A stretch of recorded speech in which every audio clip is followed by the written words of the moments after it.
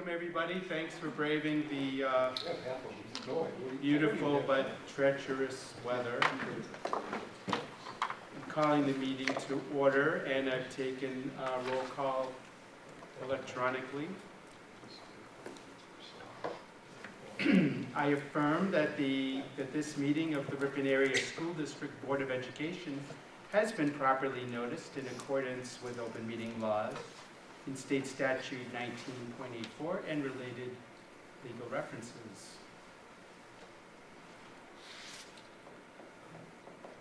At the Ripon Area School District, our vision is one of Wisconsin's finest school districts, fostering excellence for all through innovation. When we are pursuing our vision, we keep in mind our 6 core values of integrity, excellence, commitment, collaboration, innovation, and kindness.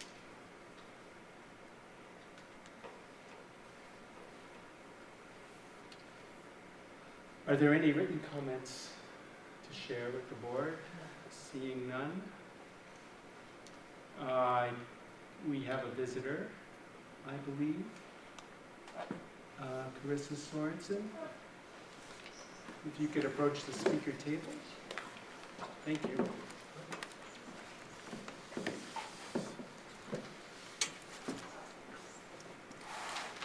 Hello. I'm here to talk today about the nature playground. Yes. Okay. I am a local leader of kindergarten classes, and I'm just going to read because this is slightly terrifying. I hope that's okay. Oh, just relax. I think as long as you're not going to read us a treatise. No, okay. I think I'll be in under 3 minutes. Okay. So I'm the local leader of kindergarten classes, which are year-round outdoor classes where children 18 months through 8 years learn through play in nature. And I'm also a member of the Barlow Park Charter School Governance Council. And I just want to take a moment tonight to express our support for the proposed nature playground and to share with you some of the reasons why I believe this playground would benefit our learners.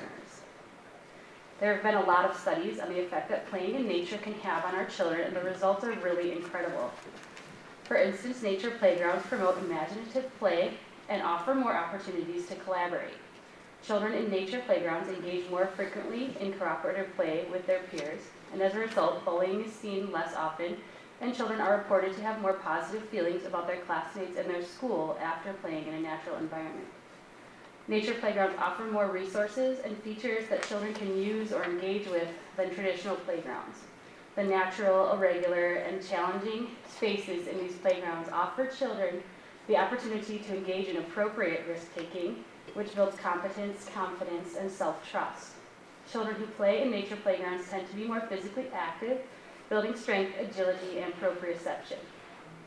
Many studies have also found that nature playgrounds improve mental health. Children who play in natural settings are more resilient, resistant to stress, have a higher sense of self-worth, and are less prone to anxiety and depression. This research shows that play in natural environments can improve children's physical and mental health, as well as encourage healthy social and emotional development. As a kindergarten leader and as a mother, I can say I've seen firsthand the way that play in a natural environment can help our children to be ready to learn, ready to thrive, and ready for anything. Nature Playground at Barlow Park is exactly the kind of innovation that will empower our learners, enrich our school environment, and support our goal of setting a positive trajectory for lifetime learning. Thank you. Thank you.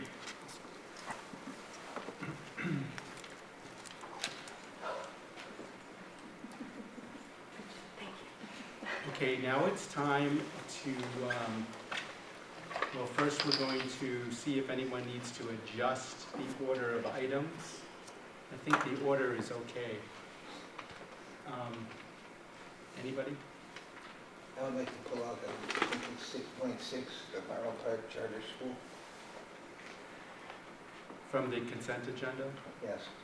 Okay, I think you can do that. So would you like to have that pulled out of the consent agenda and then discussed? Well, I've got some questions. Okay, so we can do that. Go ahead and pull it out. Do you normally put it right after I the could, consent? yep, That there's would this be- category where Yeah, you great. can shift it to. And that's for the Barlow Park Charter. Yes.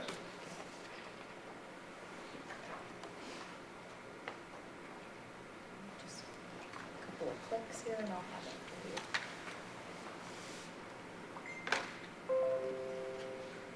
Okay, I think if you Okay. all hit refresh, you'll probably have it, if you don't see it already. Okay. Meanwhile, let's have the superintendent announce our donations.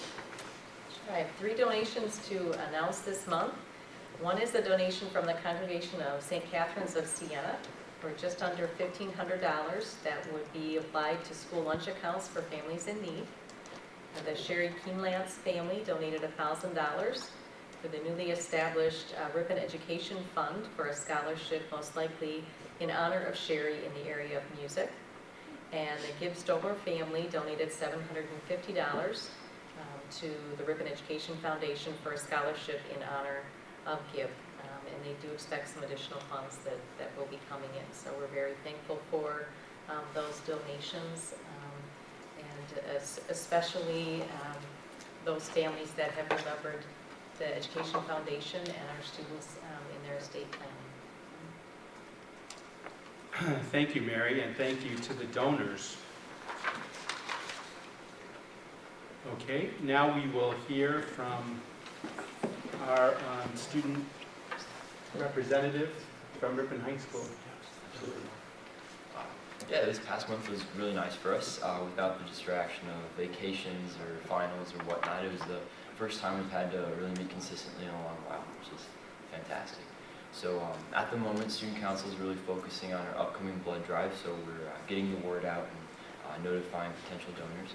And as far as dress code, we've also benefited from the consistency. Right now, we're working on adapting the Oregon Now model, which I believe is a lot would allow us to take a much more definitive position on a lot of different things in the dress code. So we're almost done with that, and I believe this next month we'll begin the process of revising and hopefully getting it approved by the end of the year. Well, thanks, Theo. Does anybody have any questions? So what's that model? Oh yeah, Just absolutely. briefly. I'm sorry, I wish I would have brought a couple copies, but essentially at the moment, the current dress code line by line itemizes items that can and cannot be used, which is really difficult because then of course there's so many different things that you have to address. And essentially the Now model, it's difficult to describe, but it's almost like a deconstructed model of a dress code, because it says students may wear clothes they're comfortable with, and then it stipulates that genitals and whatnot, like specific areas, must be covered at all times. But then, so it lays like the broader foundation of modesty and whatnot in the dress code, but then it also allows us to specifically point out things like crop tops, cutoffs, and the clothing items that are the issue, and address those specifically in addition to. Okay, oh, cool, thanks, Sorry. Theo. Yep, that sounds promising. It'll be interesting Fantastic.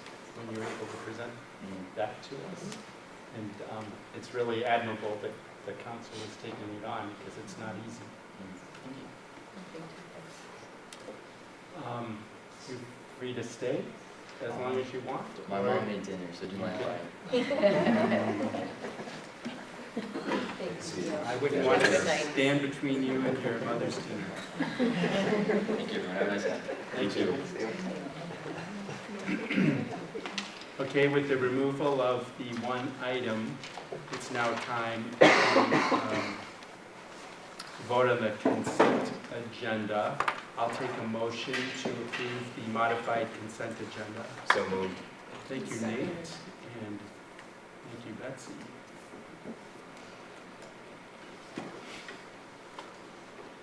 And we'll call for the vote.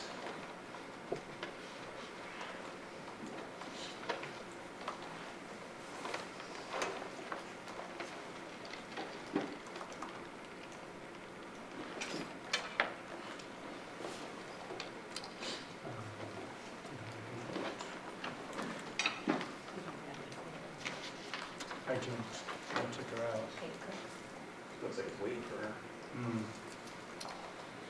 Let me make sure I go to the meeting control panel. And yes, I need to take her out. I thought I did it, but I did it in the wrong order. There she is.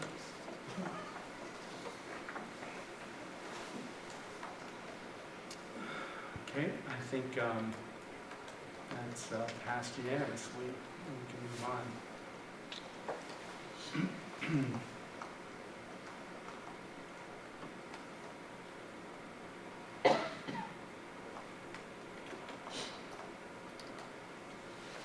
Okay, so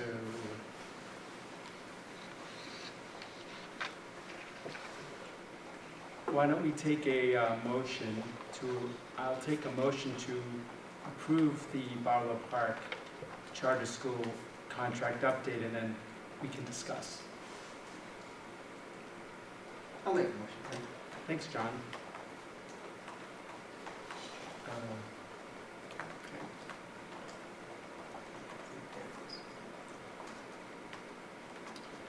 Okay, and would somebody care to second the motion?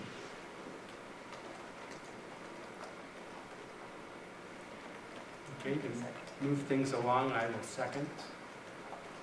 And let's discuss. Tom? The question I have is from Tanya's memo to Dr. Whitrock and the board under section 3.13, item C. There's not enough students for an entire legacy classroom. The students would be transported to a nearby school district at the cost of Ripon area school district. How many students would that be? How many do we need for our own teacher? That actually would be a board decision that would come back to the board. If that was the case, although we know from numbers already that there's enough for a And- classroom. There is. And that part is actually, was in the original contract. The only part that is changed on here is that we didn't put anything in regarding the lottery process, because it's our intent to not have a lottery where all of our students would be able to be placed in the school that they want to be placed in.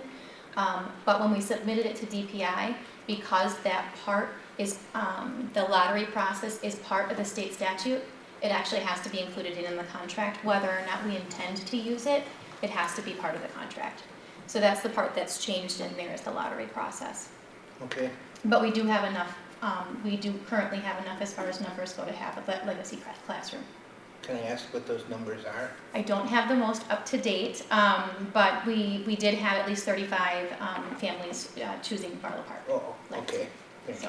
And can you expand on how we know about the choice of those 35 families? Is that through the survey that you did? Is All of that- our families we are now in the month of school choice, just at our building as well as at Murray Park West and RMS Catalyst.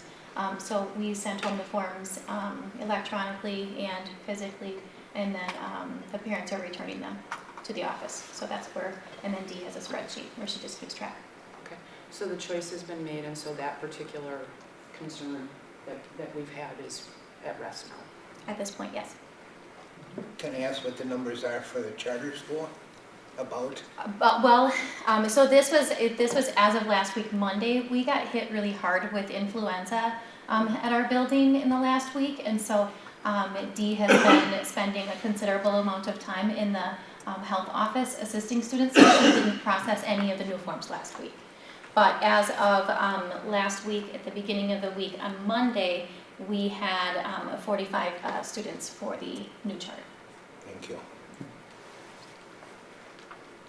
And this next week is the week when they start calling families and asking if they have questions or want to come in and do any tours. And then we also do accept their choice over the phone, which is the same process that we've done for the last 5 years. Does the group have any other questions for Tanya?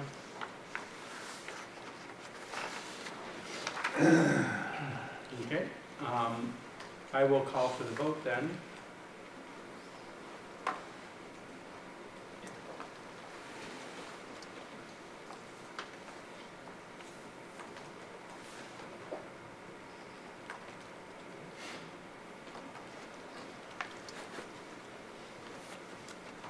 Okay, the vote passes 6-0. Thank you.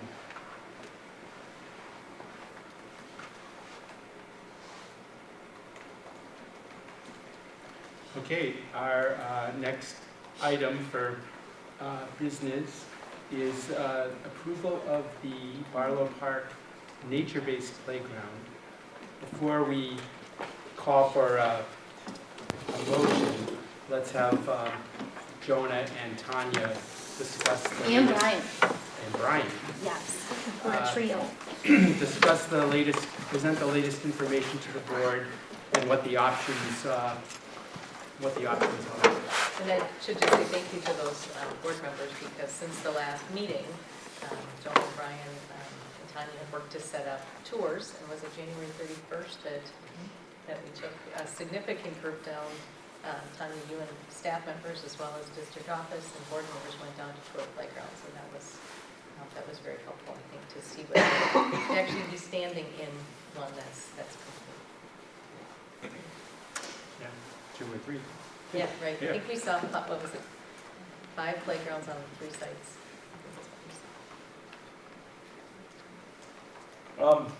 So maybe I'll just start, and then these two can add their thoughts too. We worked with GRG to kind of reduce some costs.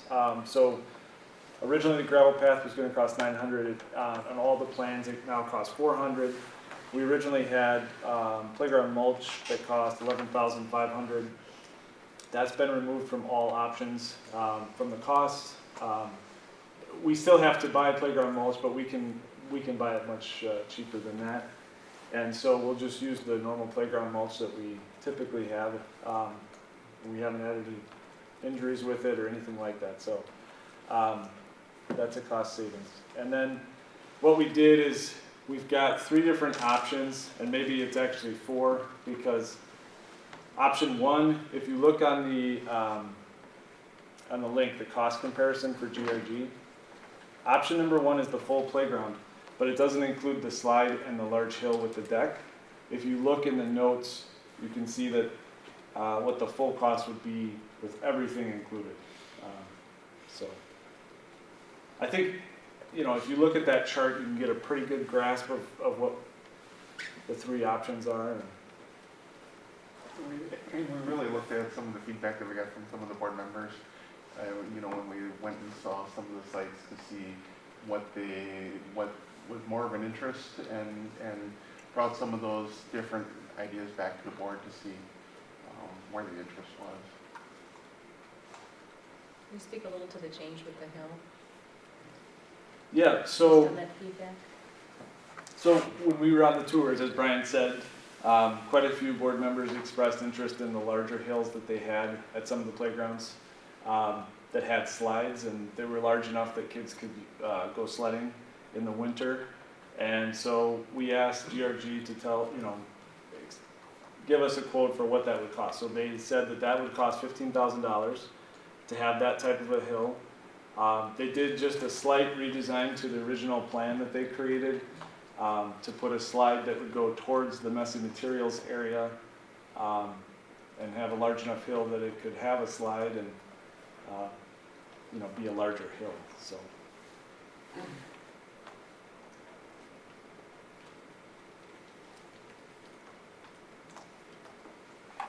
And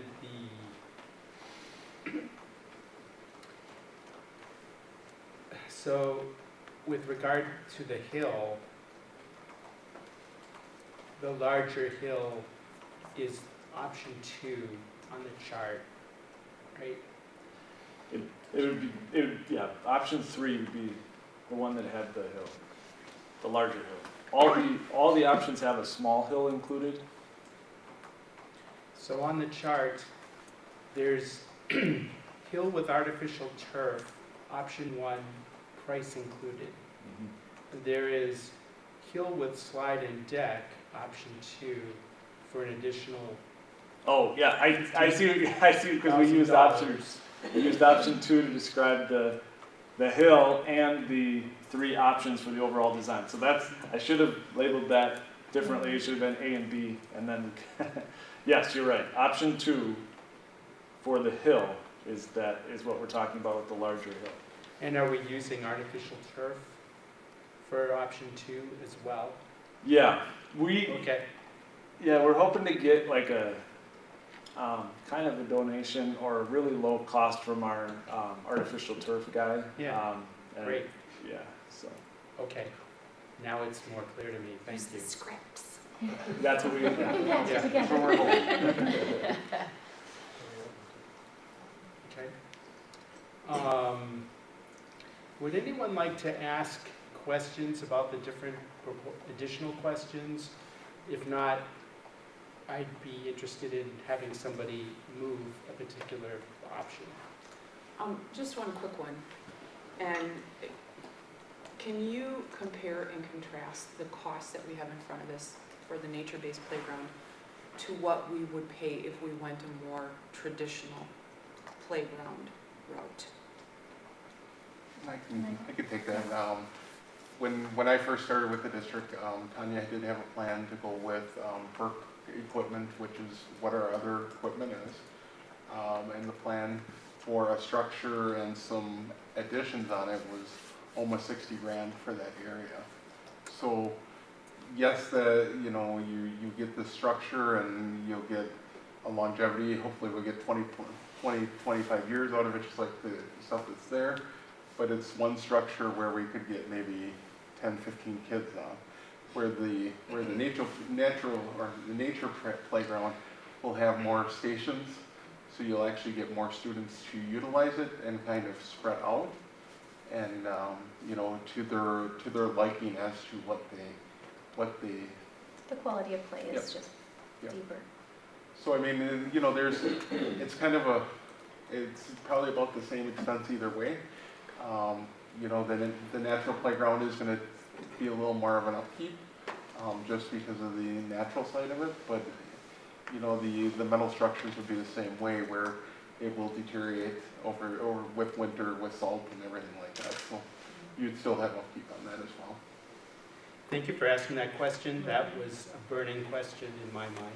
That was where we started, was with Burke when we started having the conversation, and they did some beautiful mock-ups for us that we had all kinds of hopes and dreams, and then we saw the prices.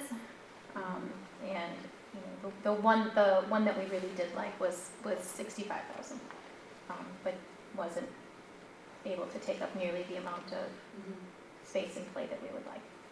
So just to kind of take us back a couple of steps, with what we have right now, our equipment is past its useful life. We have Yes. one removed completely, and just The pilot pieces of nature, and then the other one is from '94. Yep, Okay. all of the structures at Barlow were brought from the country schools when Barlow was built. So everything's ranging around 24 to 26 years old. And we're really starting to run into issues where they have to modify pieces if it fails because they no longer make it. So we're trying to modify to keep extending the life, but at some point we're going to reach that end point where we're not going to be able to modify. And because they came from the country schools with not all the same size children that we have now, we did have to make some modifications initially because the monkey bars were too high, different things like that had to be taken into consideration too. So the more you modify it, the less safe it becomes because it's not necessarily the way it was intended to be. and just so that I hope it's clear, is that, where we're gonna put this playground, it's kind of a barren area right now, because that large structure's been removed, so it's been pretty bare now for going on 2 years, so. So is the area currently, does the area of concern, is that currently occupied by the pilot Yes. playground, nature Mhm. playground? About 3/4 of it is the natural area, and then the other side is kind of a grassy area right next to the journey wing. Yes, It's okay. kind of an overgrowth area. Okay. So that's on the south side of the building, right, North North side side of the building. north-south, yeah. Sorry. Northwest side. Or east Was side. there any consideration given to the removing the water feature. That seemed to be what I heard the most talk about at the tours and from community members. And now that you see the price, that could go towards a lot of other stuff that could maybe be used year-round instead of something that can be used, and that's almost a fifth of the price. That was the number one requested item from staff, besides the zip line. But staff and students really, the benefits of playing in water. We did have our messy play night a month ago, and the water area was one of the highest attended. We don't have as many opportunities for our kids to just play in it and do experiments with it. And combining that with the sand was something that was an option that our teachers were looking for. With regard to the water area in particular, I was wondering, will it be clear to the community that, or is it the case that the playground will be usable during the summer when school's not in session? It will be able to, but I don't know that that's clear to the community. We can certainly advertise that. But Yeah. There won't be any Well- gates or closures or anything We- on the playground they would have access to. Does the water feature has circulating water, correct? Comes from a hose. Yeah, there's actually a tank that's put in the ground that holds the water, and then it's hooked up to, domestic water to constantly fill that tank. And then it constantly fills the tank, but it will not waste water. If kids aren't playing on it, if they're not pumping it, it will not waste water. And if we decide in the summertime that, we want to shut off the water because there's too much water use, we can shut it off at the building and remove the hose, and it can be done for the summer. I think it would be awesome though to have it for summer school and maybe to even leave it for the community, but I mean, I personally would like to see that, yeah. But it's nice to know you have control if that's something that you've already done. Sounds like you're trying to plan out your summer here. It does look cool. But you Well, were, I also like the splash pad in the county park, but I know that that kind of thing is popular with small children.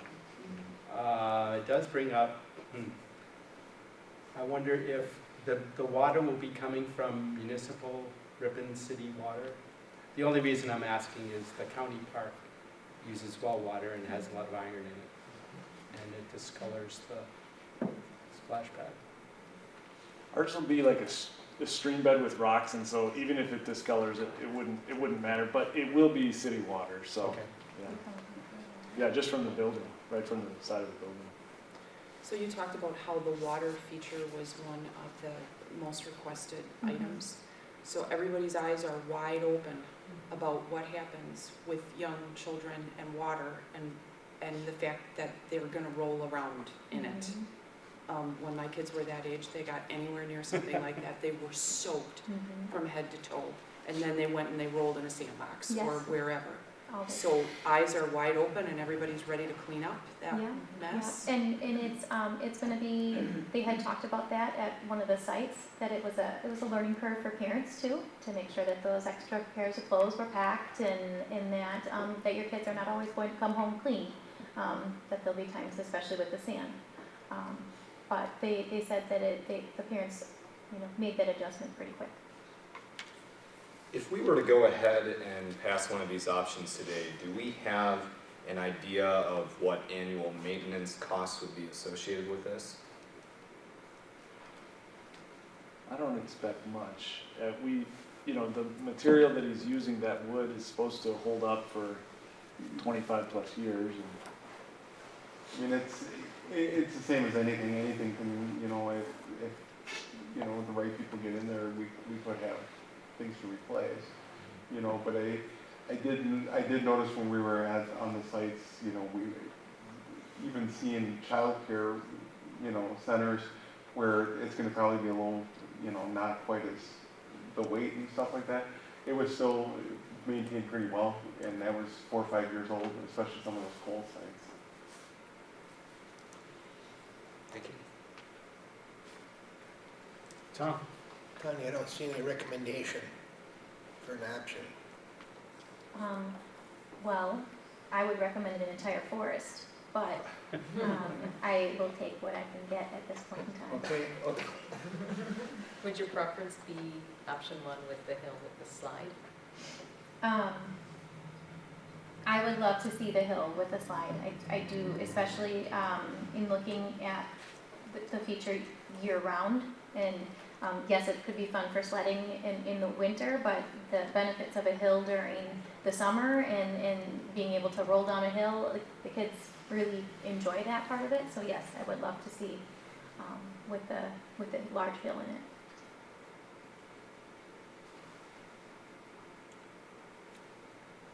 So you removed the mulch dollars out of that.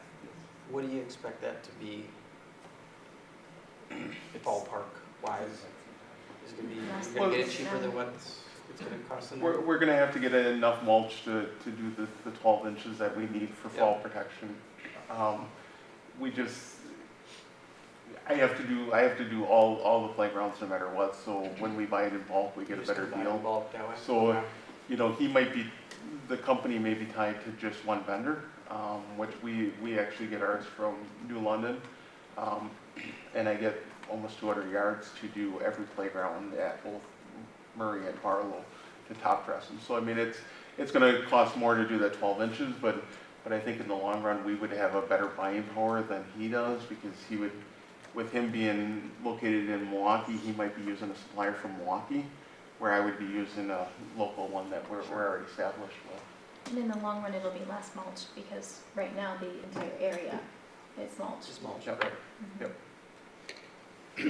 Brian, with regard to the boulders, do we think that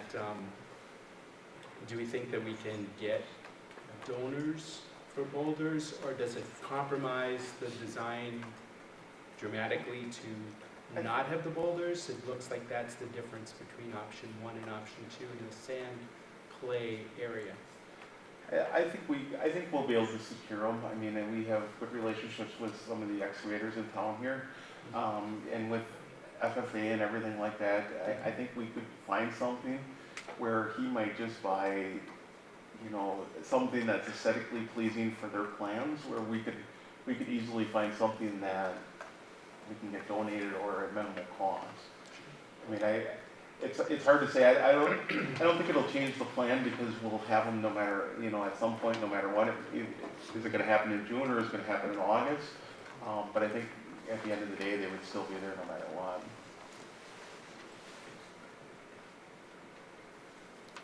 So Gary, when you guys went on the tour, there was boulders at some of these? I don't think there were the ones I saw. They were kind of They're built into the design of the playground at Coles, yeah. We saw them at Coles. They're like built into the design of the playground. So the sand play area with the boulders, that makes up some of the seating and the boundary of the sand play area. So it's just kind of built into the design, and you can use boulders as benches and things like that throughout the playground. And Oh, yeah. so they had that stuff at Coles. And Yeah.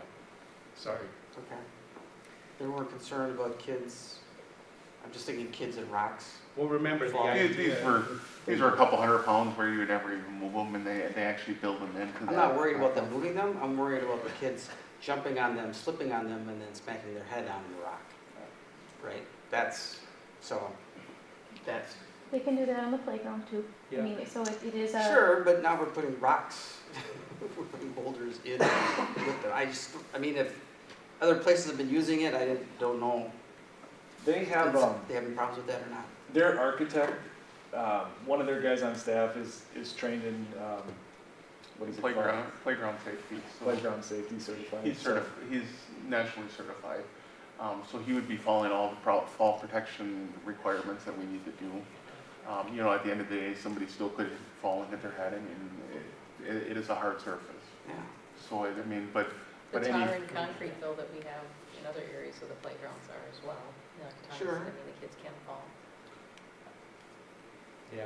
I mean, A lot will go into the teaching of the area, which is what we do at the beginning of the year, the recess supervisors and Mr. Nails and the teachers go outside and do the playground rodeo, where they practice expectations and talk about why they're there. So it'll probably be longer and more in depth the first few years. And both Tanya and our speaker tonight used the phrase appropriate risk-taking, which is one of the goals of having a playground like this, so that's built in. Betsy, I had completely spaced the last time we were talking about the sticks, and we were talking about the risk that goes along with that. The other really important part of learning with that stick is learning about how to look at what's around you.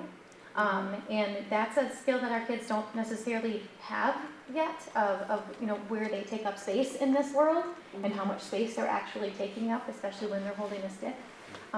So that's another part of the learning continuum for our kids when they're playing with those materials.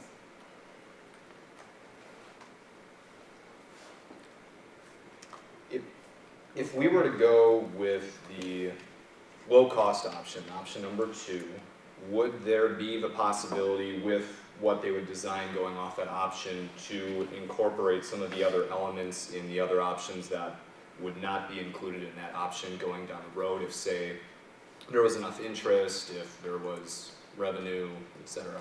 Yeah. Okay. And that is something that we could consider trying to get, private donations or do fundraisers or things like that, and add things like the wall climber, if it's not in originally, but hopefully we could fundraise for it and have a picture of it, show people what they'd be fundraising for, and then, get it later. Thank you. What about the hill, the slide? Probably not that, or? Not that. We wouldn't, if we went with the lower cost option, the bigger hill would no longer be an option because they would have to reconfigure it when they first do the work. Unless we decided to Architects would put tell it you in a anything is different possible space. for a price, but it Oh, probably sure. would be cost prohibitive to do it. Unless we decided to put it in a different space. Okay. So it wouldn't be completely off the table, it would be off the table for this area of the playground, but our playground is vast. It's a large amount of space. So, another option could always be putting it in the center of the track, in the field, to get that a little bit more of a rolling landscape. So it wouldn't be completely, but I don't know, as far as looking at the donations for the turf, that's your thing. So I don't know how long that lasts, if there's a time limit on that, or. And that hill is included in option 3 and option 1, correct? Just option 3, but in the notes I put option 1 with the hill, and then it has the total price of about $87,000. So We should, I'm sorry to interrupt, I believe we should try to refer to the hill options as A and B, and not 1 and 2, right? So option 1, there's option 1 and option 2 with regard to the sand play area, and then there's the hill options. We shouldn't really call that option 1 and option 2 as listed. So if someone were to make a motion, either use it 1, 2, A, B, or specify in words, which option that you're interested in.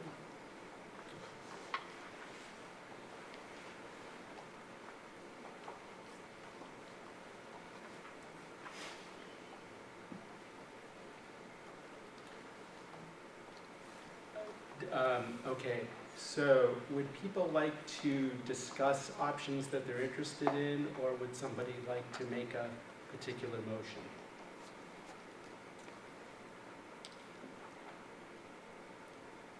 Okay, I am going to move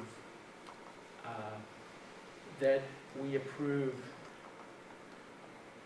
option 2 with option B for the hill slide and deck. So that would be the third, that would be the, I guess that would be called option 3 in the third column of the grid. Not Option 3 or option 2? Well, I am looking for the third column. I would like to move the column that's labeled option 3 scaled back with a slide/large hill, which means option 2 for the sand play area, and option B for that includes the hill and slide deck. The cost for that is listed as $64,999.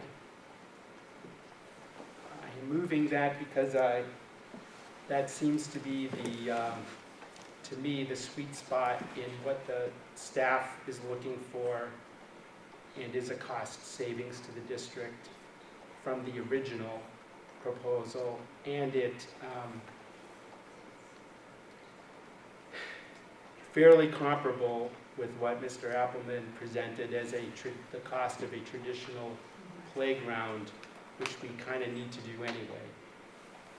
That's my reasoning. So I'd like to put that on the table, and if no one wants to second it, we can move on to another option. The options that aren't in there would be easier to add. I'll second that. Thank you, Nate.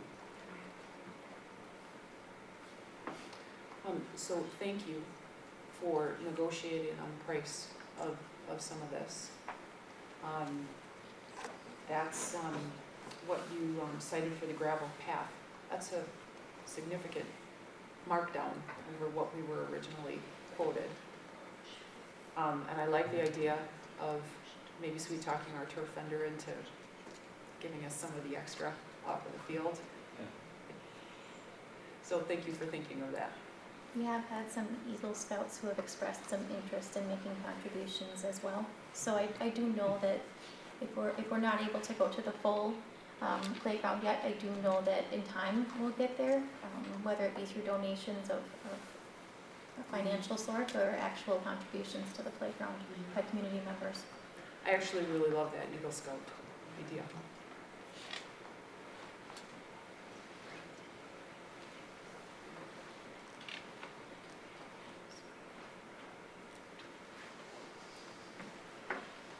Okay, so does everybody understand the motion? Any further discussion? Okay, let's vote and see what people think.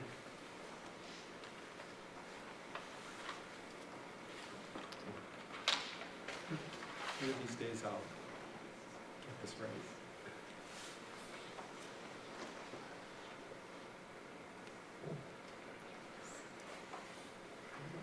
Oh.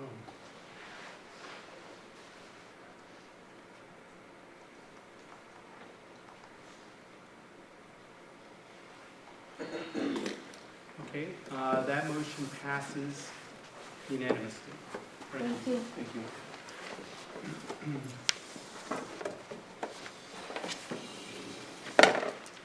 Okay, next up, we have first reading of some policy revisions. Mary, I have a question. I thought at the last meeting we had a first reading. Are these, am I imagining that? But we This have should to be vote the on second. this. I believe this is the second reading. This is the second reading. Okay, thank you. That was driving me crazy. Want me to go in and change that? Yeah. That'd be awesome, thank you.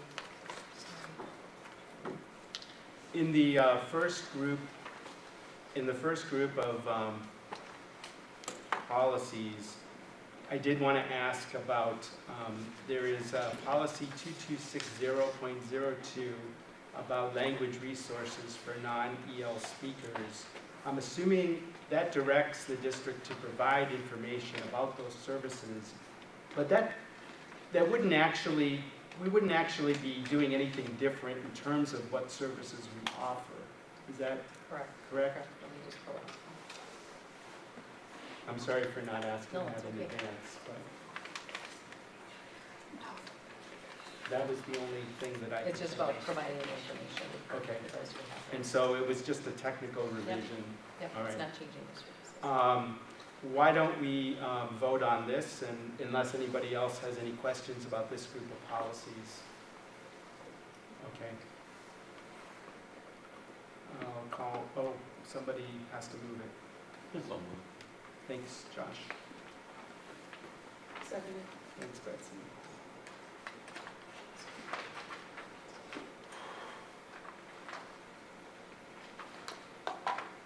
And you broke it up enough? I've updated the first Okay. section, I'll just quick go in and get the next one. Okay, thank you. Good catch. Okay, I think that passed, yep. Okay, that passed unanimously. And we can move to the next set of policies. Does anybody have any questions about these policies? I'm sorry, I actually found another question that I had about 5460, which is an enrollment requirement. And it discusses, I don't understand the language about allowing students who are mature to leave school for up to, 5460, to leave school grounds for up to one class period. It's at the discretion of the principal. Yeah, And it could be for mentoring or service learning. but that doesn't limit somebody from being able to leave for more than one class period, right? Correct. And we do have students that leave for a longer period of time, Okay. if they're taking college courses. Okay, would somebody care to move this set? No, anymore. Thank you, John. I'll second it. Betsy, thank you.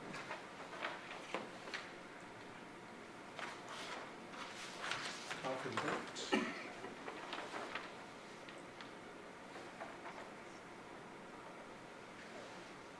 Thank you, that passes unanimously. And the final set, oh, maybe there's one more. This set of policies has to do with handling finances. It looked all like technical corrections to me. Would anybody care to move this? I'll make a motion. Thanks, John. And I'll second it. Thank you, Betsy.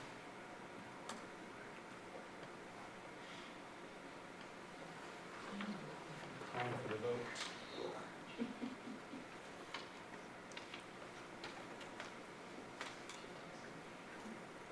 That set passes unanimously. Thank you. And again, these are second readings. These are second readings, and these have to do with a basket of things like prohibiting tobacco, and again, technical changes in wording. I'll make a motion. Thanks, John. I'll second. Thanks, Betsy.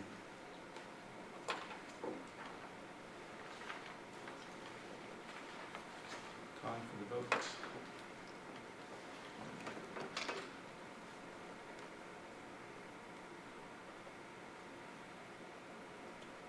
Right, this set passes unanimously. And next, we are moving to Summer School 2020.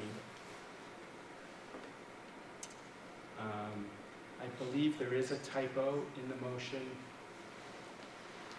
There is one mention of 2019 in the motion, or in the PDF, so I don't know if that needs to be changed, but it's clear that we're talking about 2020. Would somebody like to move that motion, and then we can open it to questions if anyone has any? I'll make a motion. John, you're on fire. Second. Thank you, Nate.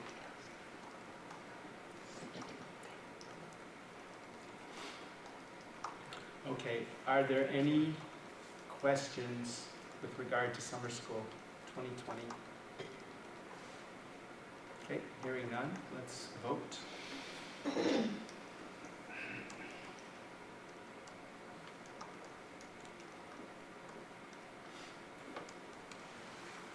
Thank you, that passes unanimously.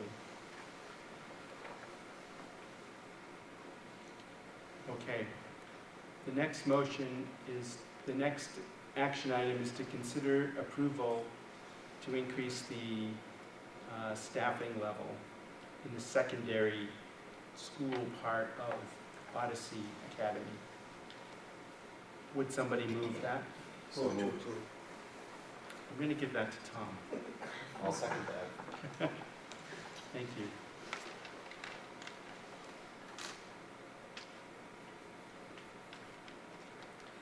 Are there any questions? Mary, Or could you just concerns? please refresh our knowledge about the enrollment numbers and the amount of staff time that we need to make sure the students have a successful experience? Sure, and I can help with this as well. Student numbers were just over 150 in the virtual school. So we have grown, which is really exciting. We started the school year with about 80 students in the school. And these 4 teachers provide our core instruction at the high school level. So one is a math teacher, our science teacher, social studies, and English. So this is providing that additional support as those student numbers have grown. And also in preparation for the growth that we look forward to seeing next year. So I would love to see our numbers double and be close to about 340, somewhere around there, which was a threshold number in our original grant that we would have liked to have reached. Our principal there is thinking around 225, so we'll see. We have a friendly, non-monetary wager, so we'll see. We'll see what happens there. But again, these teachers will be going into that next phase where all of the students they have this year will now be setting up their ILPs, their individual learning plans. So that will be extensive work in the spring semester, and then ordering those individual items of curriculum, as well as working with and onboarding those new students and families. So it's going to be a busy spring. So we're increasing by fractions the FTE and then prorating the salary according to those fractions, correct? Okay. That makes sense. Are we ready to vote?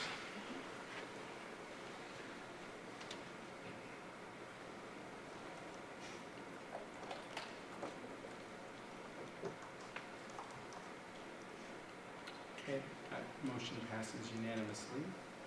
Thank you. Okay, next up is the notification of professional staff retirements. Would anybody put that on the table? Thank you, John. Retirements as presented. Second. Thank you, Betsy. It's always a bittersweet time of year. I didn't do the math, but it's a lot of years. Yeah. And we owe these people a real debt of gratitude for what they've done for our kids.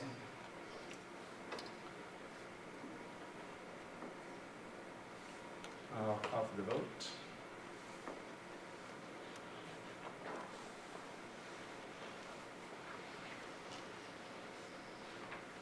Okay, that passes unanimously.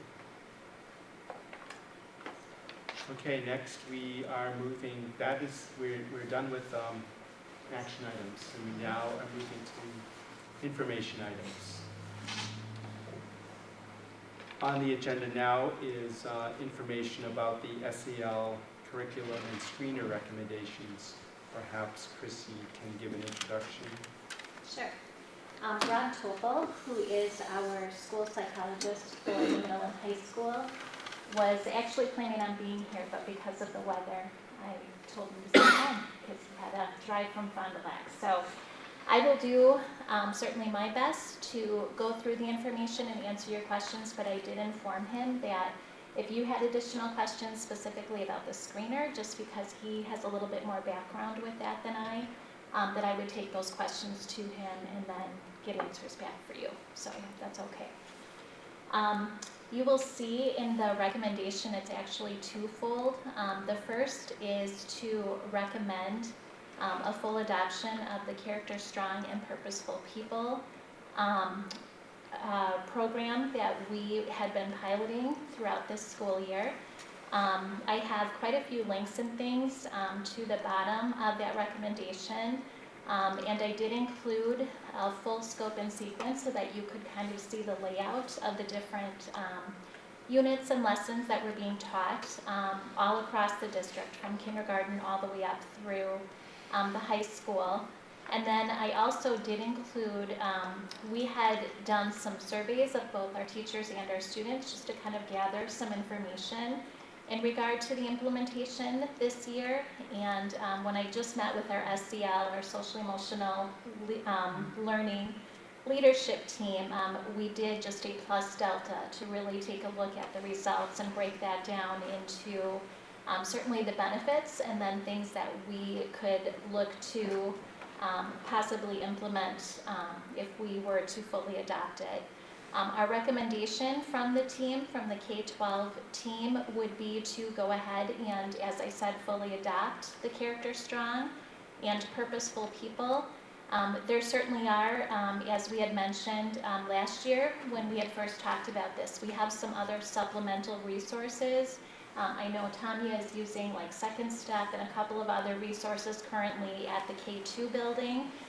We would want to continue to be able to use those as supplemental resources, but that K-12 Purposeful People and Character Strong would be our systematic approach to addressing social emotional learning across the district. So that's the first recommendation. The second part to the proposal that I have in here is we are seeking approval to be able to administer or pilot a screener to really help us identify the needs in terms of social emotional learning with students across the district. The AMHE, Allies and Mental Health Education group, has really been researching a lot of different screeners. We've spent a substantial amount of time finding ones that we felt would be appropriate with our students. And the one that we are recommending to pilot yet this spring is the BEST screener, B-E-S-T.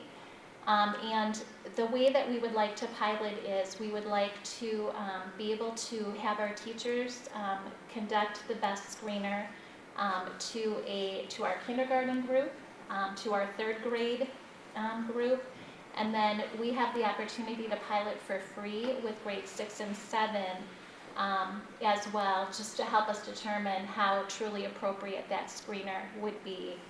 At the high school this year we had administered, it's called the PSCY screener, which was a tool that the students had actually completed, and then it was followed up with one-on-one conferences of those students that were identified as being at risk and possibly needing further intervention. The reason we selected the BEST screener is a couple actually. One is that along with providing us that data and that information, it also offers an intervention component. So it provides the teachers with various lessons that they can use if a student does come out as showing signs of being potentially at risk.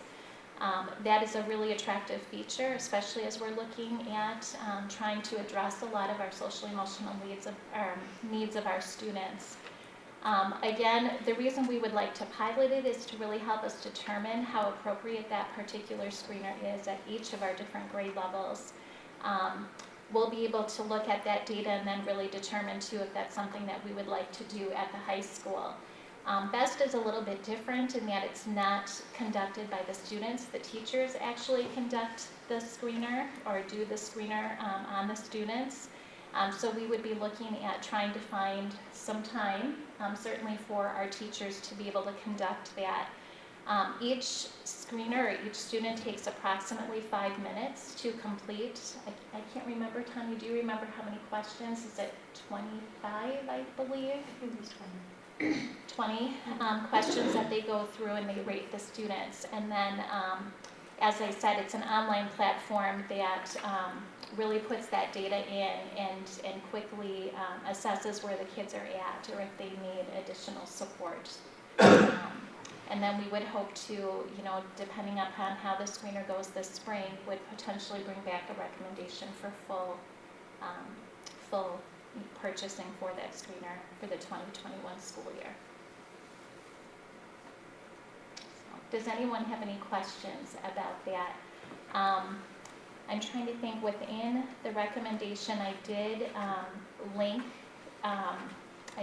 some information so that you could actually go in and see what that screen looks like and what types of questions it does ask the teachers about the students. But I don't know if there's any other specific questions that you have that I could answer, or like I said, could pass on to Rob so that we have that information for you for next time. So in particular, this has to do with the screener. What does piloting the screener look like in your mind?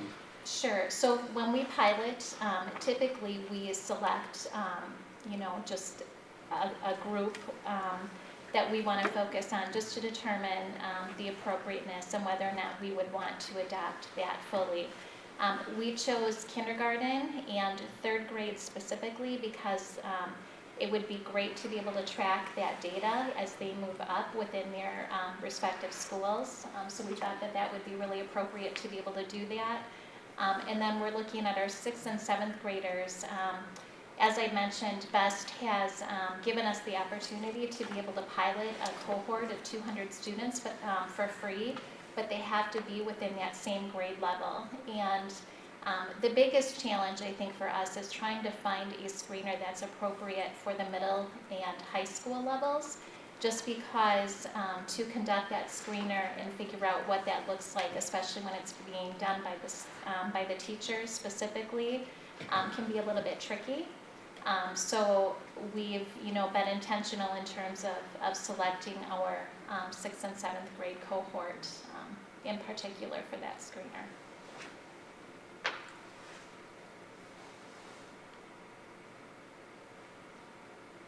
For 6th and 7th grade, do the students fill this, No. answer the question? So I'm having trouble imagining how the teacher will administer this, but Sure. I guess that's part of the pilot. It is, right.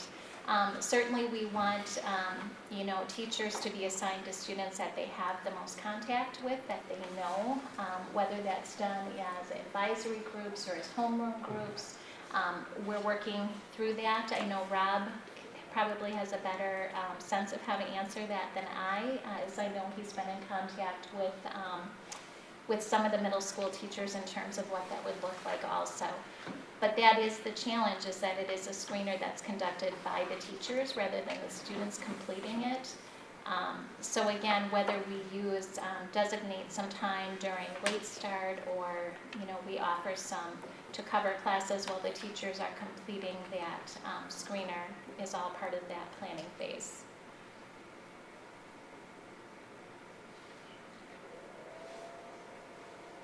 Any other questions?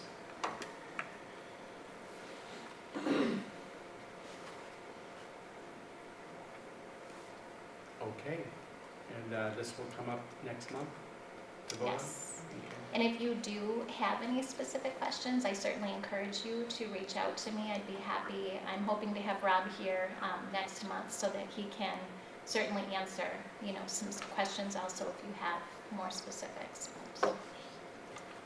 Oh, I guess, is it important that the screener be linked to the SEL curriculum, the Character Strong part? It seems like they're two different things. Well, Character Strong doesn't have its own built-in screener to specifically measure social emotional learning. That would be great if it had the full package, but it doesn't. So again, we certainly want to be able to measure the impact that our instruction has through Character Strong, and that's one of the reasons why we want to offer that screener as well, to really determine the impact of what we're doing in terms of educating our students in social emotional learning. But the motion, when you bring the action item up, we've already piloted the Character Strong, right? Yes. So I think you might want to consider it having two motions, because one is to pilot something and one is to adopt something. I don't know, maybe. Okay. Yeah, maybe it'll be clear in the. Sure, and the reason I brought it forward was because it's kind of that SEL update. I mean, they do kind of go hand in hand, Okay.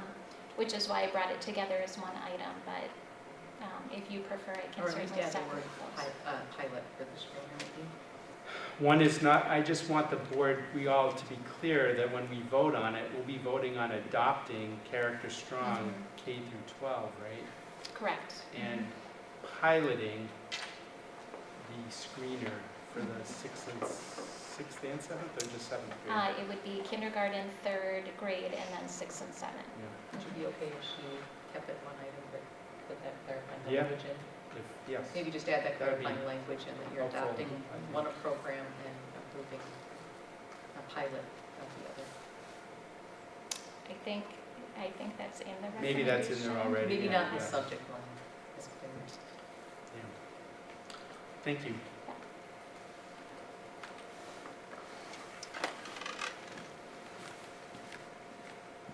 Okay, our next,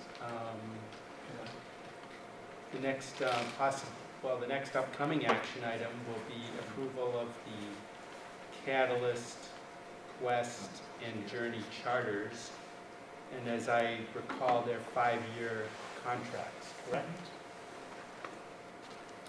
And we asked the administration at least, I think a couple of years ago, to make sure that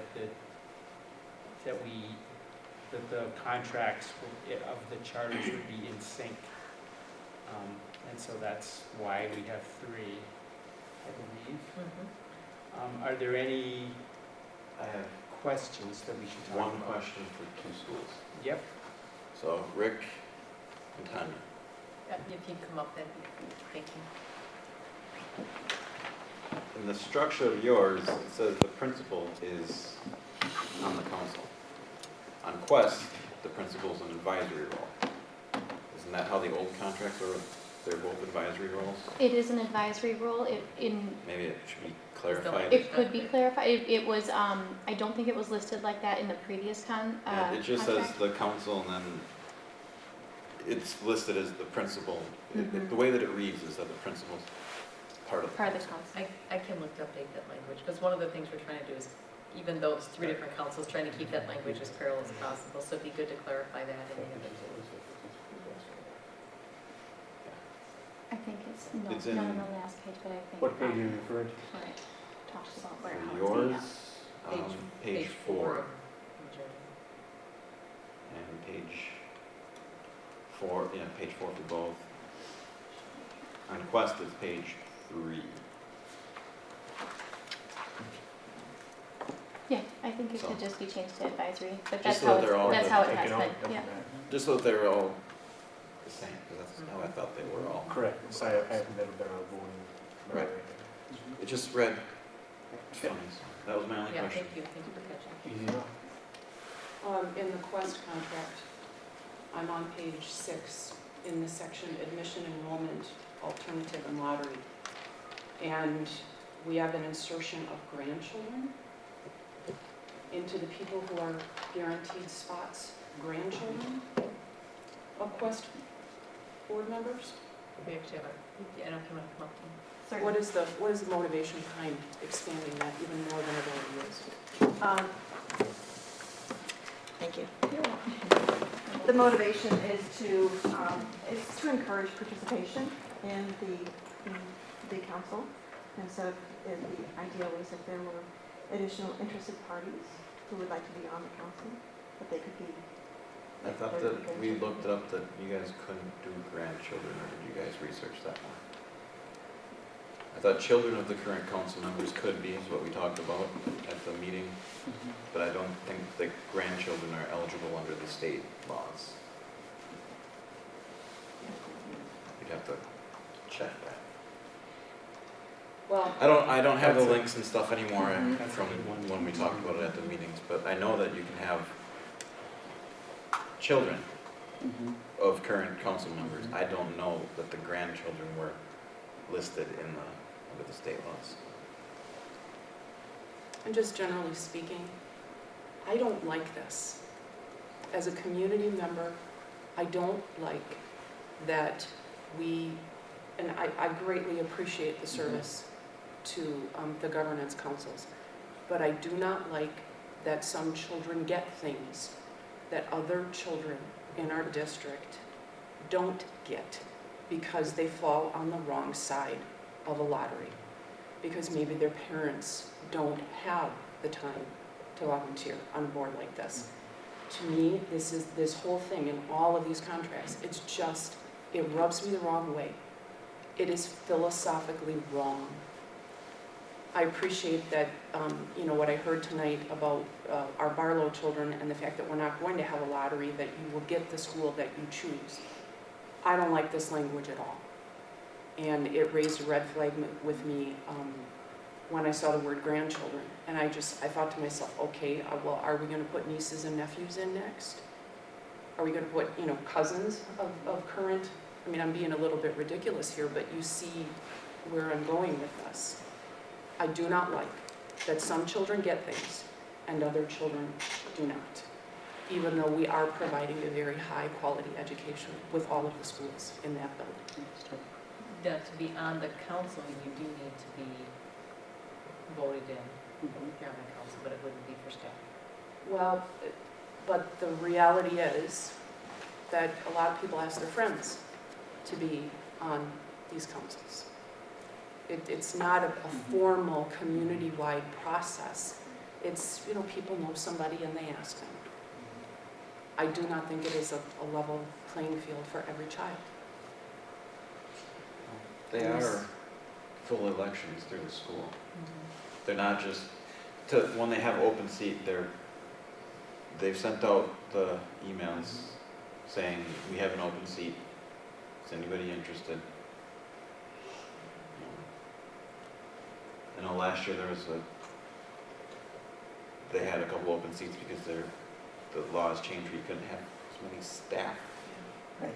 Correct. Right. And that went up. But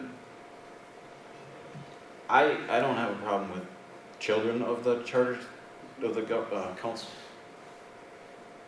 governance council members being on it, because you're not going to want to be on the governance council If your child's in the other school. Then you're going to lose.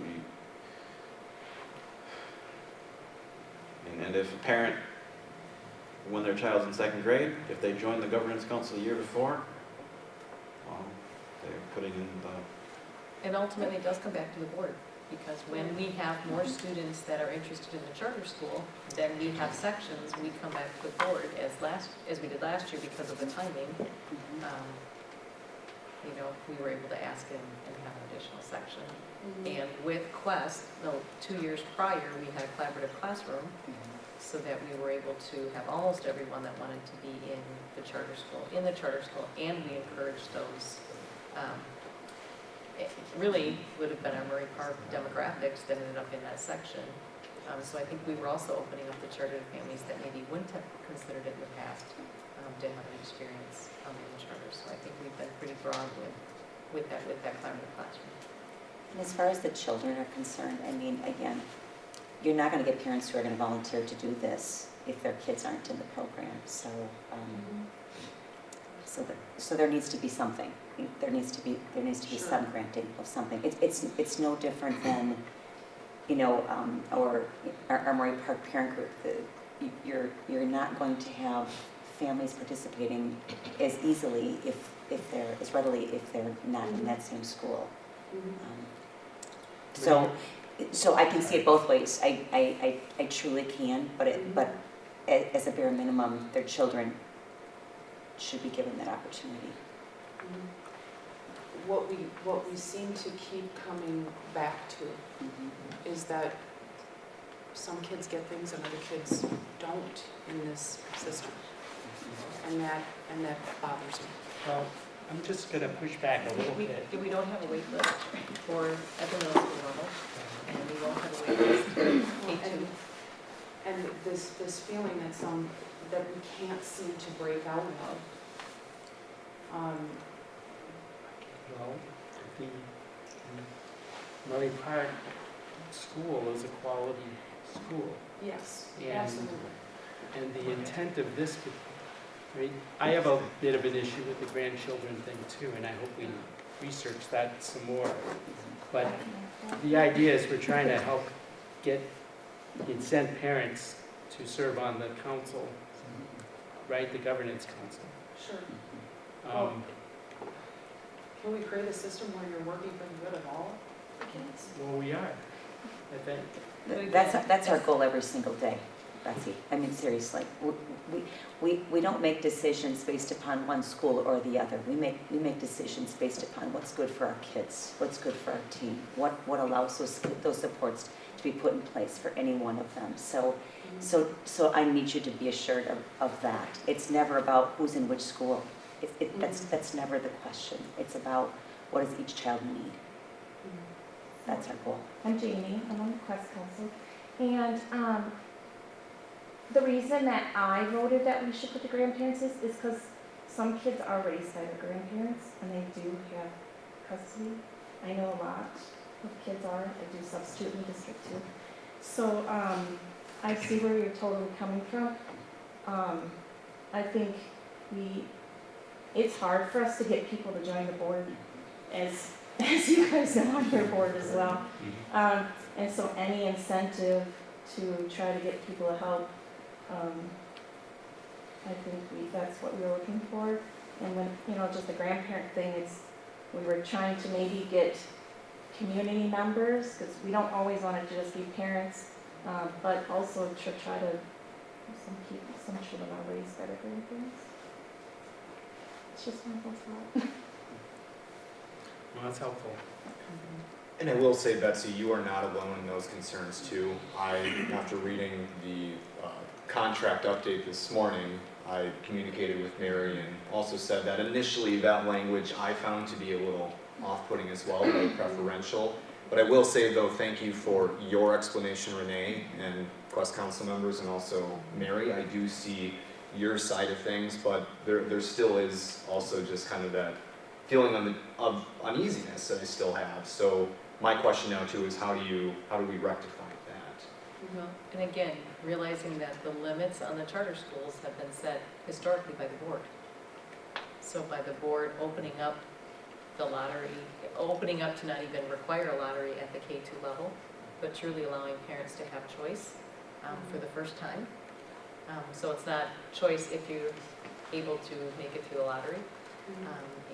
And truly with the collaborative classroom, we've been able to satisfy more parent requests over the last 2 years. And this past year, that collaborative classroom actually was a Quest classroom. So I think that's part of our goal, is to make sure we're working to place as many families in the school of their choice, while we're also doing what Renee said, and that is working to have solid schools. So no matter what school you're in, you're receiving quality education, and many of the programs between the two schools are actually identical. The engineering program, the math curriculum, they both have balanced literacy, the FOSS, so we're seeing a lot of similarities across the school as well, while still allowing them to have those unique features. So will everyone who wants to be in Quest this coming year? I can't speak to that right now because just like Tanya said, we are in the middle of right now our school choice sign up, and so within about the next week we would be starting to make those phone calls to parents who have not responded yet. Again, asking questions, offering supports to them, and taking even oral responses over the phone should that be an easier way for them to go about things. We are looking to have a third grade collaborative classroom though next year. I can just say that on the forefront as long as we're having that conversation right now anyhow. And we are looking to that simply because of the opportunity it allows us to be able to balance classrooms between both schools in terms of demographics and things. So And that's been very successful. Right. Mary, I did find the state statute. I don't know if it does. So I guess per the recommendation, this is why Journey had gone the route they had gone, was by including in current governance council members rather than specifying, but it does say on here that it's that charter school may give preference in enrollment to the children of the charter school founders, governing board members, and full-time employees. But the total number of such children given preference may constitute no more than 10% of the charter school's enrollment. So it does not specify beyond children. And if they were a legal guardian, that's within our definition of parent. So then those families would be covered. so we could be covered through that if that was the case. To meet the spirit of what you're looking for and removing the term grandchildren. That would Thank be a you. friendly recommendation back to the governance council. And we meet again on Thursday, so we can talk some more about it on Thursday as a team. Okay. Other questions about the contract? Sure, thank you. I just have one with the journey. I don't know if it's a typo, but it states that it's a renewal for 3 years. That should be fine. Okay. We did 3 to sync the contracts. Yeah, I think yeah, that I was thought the so. initial one. Yeah. Thanks for catching that. Great, I really appreciate it. Mary, I'm not sure either if you had recommended that other language for consistency or not. The two. Like the articles of incorporation, those things? Yes. Those are in here, yep. They're in gray Okay. for board docs. Thank you. Thanks. Yeah, if anyone sees anything else, let us know prior to approval next month. Thank you. I appreciate that discussion. Okay, next, this is under superintendent reports, but I understand that it will be the mid-year goals update will sort of be presented by the different building administrators. Correct. And Christy will take us on. Sure.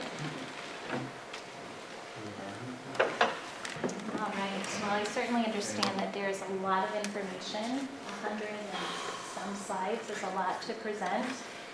So please know that we're going to kind of give you an overview. You can certainly look at the data in a lot more detail, but we would be here all night if we went through each slide in full detail. So I will kick us off because I'm going to be talking about the iReady data from a district perspective.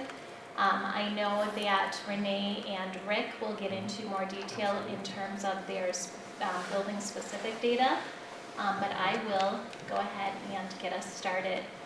So these should look fairly familiar. Last year when we had piloted iReady, or when we had used iReady actually for the first time, we had shared some similar slides mid-year and end-year just to show the progress that our kids have made. And when you take a look at this chart, particularly the one on the left, I'm just going to draw your attention to the various numbers and bars. What you see in the green is showing kids who are at or on grade level.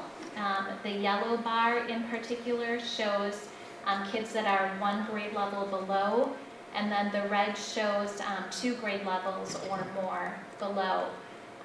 The fall data on the very left-hand side shows where the kids had started, and then the winter data that you see just to the right of that shows the progress that the kids have made from the start of the year to our mid-year goals. And as you can see, the green bars have certainly grown, which we are very happy to see, and the red bar has shrunk quite significantly. Over to the very right where you see the placement by domains, I put that information just so that you could see the 4 different categories that iReady is assessing in math: number and operations, algebra and algebraic thinking, measurement and data, and geometry. And then again, the stacked graph shows where they're at in the winter compared to where they started in the fall, so that you can see that.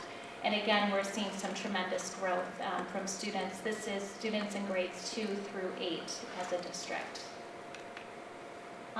This one just goes into a little bit more detail in breaking the math data down by grade level.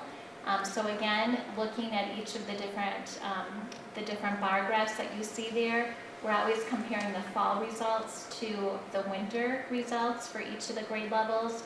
And across the board, again, you can see that the amount of growth that we are seeing in terms of green and the amount of shrinking that we are seeing in red is extremely encouraging. That's exactly what we want to see happen, as we progress throughout the year. This particular chart is really just showing the progression towards the students meeting their annual growth. This one is showing our percentage of students meeting their annual growth in math. And as you can see in the bar graph going horizontally at the top, 78% of our students have already achieved their typical growth for the school year.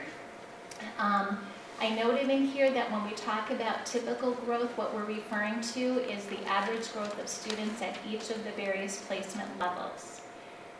We also, on these charts, show what's called a stretch growth, and that stretch growth really varies for every student because it takes where the currents, test out at and how much growth they need to make in order to get them to grade level proficiency. So that looks very different, obviously, for every student. Some students, have to make more than a year's growth, and others have to make significantly less than that. But you can see where we're at with that. This chart is just a really quick snapshot. It's also really cool to be able to see. We have 4 different quadrants, and quadrant 1 shows high performance and high growth, which is where we hope to see all of our students. And you can see across the board, certainly we are achieving that. And at mid-year already, like I said, it is very encouraging to see that. And actually, again, as I already noted, quite unique and unusual that our district does see such tremendous, not only growth, but also in terms of performance as well. This chart just very quickly breaks down our iReady instruction usage by grade level. Again, there's lots of different factors that play into this. Certainly, the recommendation is that students spend about 30 to 49 minutes in each subject area, math and then reading. And you can see here by grade level, basically the average amount of time that's spent within each of the grade levels, particularly in math. Now we're heading into the reading diagnostic results. Again, taking a look at comparing the fall to winter results on the left. Again, you can see that there has been some significant growth in terms of where we started to mid-year. Again, that green has grown substantially and the red is shrinking, which is what we hope to see. And then over on the right, you can see the 6 different domains that we are looking at when we are measuring growth in reading. Phonological awareness, phonics, high-frequency words, vocabulary, comprehension in literature, and then comprehension in informational text, which is your nonfiction as well. And again, how they compare from the fall, beginning of the year, to where the kids came out at mid-year. Again, this is the breakdown by grade level in terms of their performance in reading. Just again, specifically, you can take a look at the progress that the kids are making across all grades.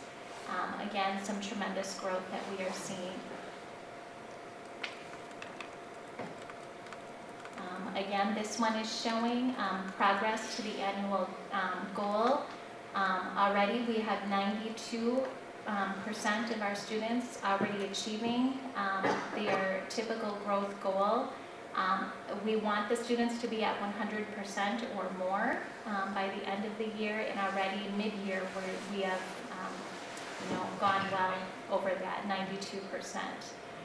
Again, you can see the variations in the stretch growth, and that again depends on where the students come in relation to their grade level and how much growth that they need to make throughout the year to get them to grade level proficiency. Chrissy, could I back up to that Sure. for just a second? Yeah. The 92% is actually the median score there. So it doesn't mean that 92% of the kids have have accomplished their typical growth goal. It just means that half the kids, that's the median score. Half of them fall below that and half of them fall above that, or at that, or above that. You see what I'm saying? So it's not that 92% of our kids have met their typical growth goal, because that's not the case. When we look at our median score, that's our median score district overall. 48% of our kids have met their typical growth. I'm sorry to No, that's okay. jump in there. No, that's okay. If that says 48%, I don't know, I can't I quite see. think it says 48%. I know, it's really No, hard I'm a little to blurry read back there. here. I can't read it from back here. It's 48. Okay, thanks. Thank you. Sorry, Chrissy. No, that's okay, I appreciate that, Renee. Does that make sense to everybody? It's hard to understand, even in explaining the typical growth and the stretch growth, even to our staff. If you stacked all the numbers together, top to bottom, 92% would be the middle score. That's what it means for reading. So half of them are above. Half of them are above, half of them are below. That means that some of them have met their stretch growth goal, and some of them have met their typical growth goal. But of the kids who've met their typical growth goal, it's, I think, 48%, and then 27% maybe, I can't read that, who met their stretch growth goal. Honestly, See, correct. the only graphs that have made sense to me that I can fully understand are the comparison of the stacked bar graphs between fall Yeah, and right. winter. So We that's- want to see the Sure. green Yeah, we're looking bars for green, increase, more the green, red less bars red. go down, but Go with these that. are really difficult to comprehend, Right. and I'm not sure they're of any value to the board. I'm Right. sorry. More green, No, I less appreciate red, that's that what we're looking feedback. for. Yeah. We are looking for that feedback also, because obviously there's a lot that we can include in terms of analysis. So that's helpful to know kind of what makes sense to you. And this makes sense Yeah. to me too. Right. Yeah, again, this is a great distribution so that you can see where the kids land in terms of growth and performance. Just a really quick snapshot for you to see mid-year where they fall. Again, this is just showing the usage. Our usage for reading is up just a little bit, but again, there are so many different factors that play into the usage, from interventions that our teachers are doing within the classrooms may impact how much a student is using iReady. There's many different factors. One thing that they did note, however, if you look down at the chart at the bottom, even though our students are below the average usage rate in both reading and math, if you look at the average pass rate across grade levels, our iReady account manager had noted that is very impressive.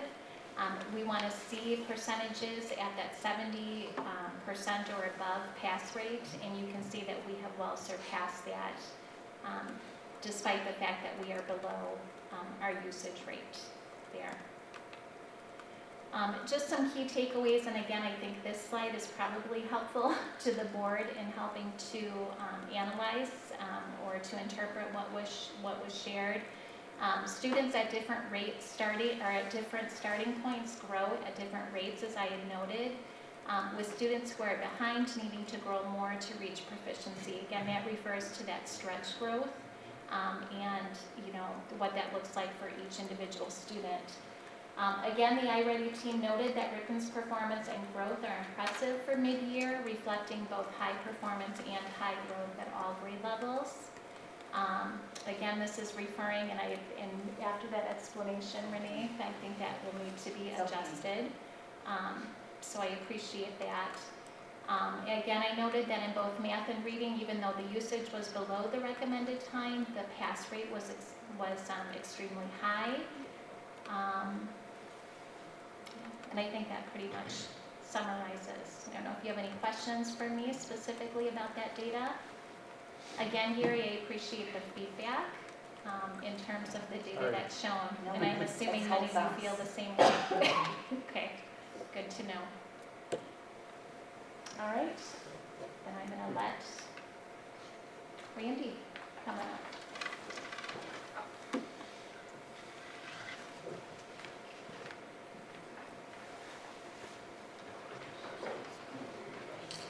In my clicker.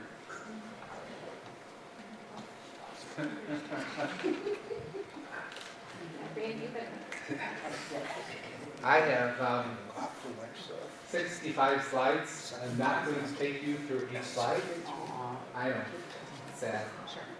What I wanted to do though is really talk to you about where we have been and where we are going. The last 4 years, we used writing as our SLO, and we did see an increase of the number and percentage of students being proficient, even on the ACT and the Aspire. This year, what we wanted to do is we wanted to look at the ACT and Aspire core assessments of reading, English, math, and science, and look at the reporting categories, and we wanted to mirror our SLO with the reporting categories. And then in addition, we wanted the percentages to indicate the number of students proficient in the reporting categories. If you remember years past, you know, like the average would be, we'll just say at 6.7, and then the average went up to maybe 7.8. Well, there could be a group of students that made that average go up, and then there's still these students that weren't proficient. And even in what I've had our teachers do with CQI posters, and Betsy and John and Gary has seen this in our tests, we always look at they have a number on their chart that says this is the number, or this is the percentage of students that had a C+ or above on the quiz, unit test, or the assessment that they're doing. Because I think it gives us a more accurate description of the number of students that we're trying to bring everybody above the proficiency level. And that's what we're really trying to do. And I think especially this first year, it gives our teachers the idea, well, you know, if only 50% scored proficient on this unit test, then maybe we need to go backwards a little bit, or on the quiz before we take the unit test. So all of our assessments this year, and what we're trying to do is really look at the number of students proficient and advanced. And what I put in here also for you is, and I'm not going to go through this, is the different categories, and I think this is on the ACT test. So, for example, reading, more than 55-60% is key ideas and details. Then it talks about different things, crafting structure, integration of knowledge and ideas. This is the percentage of the kinds of questions that are on the ACT test for reading.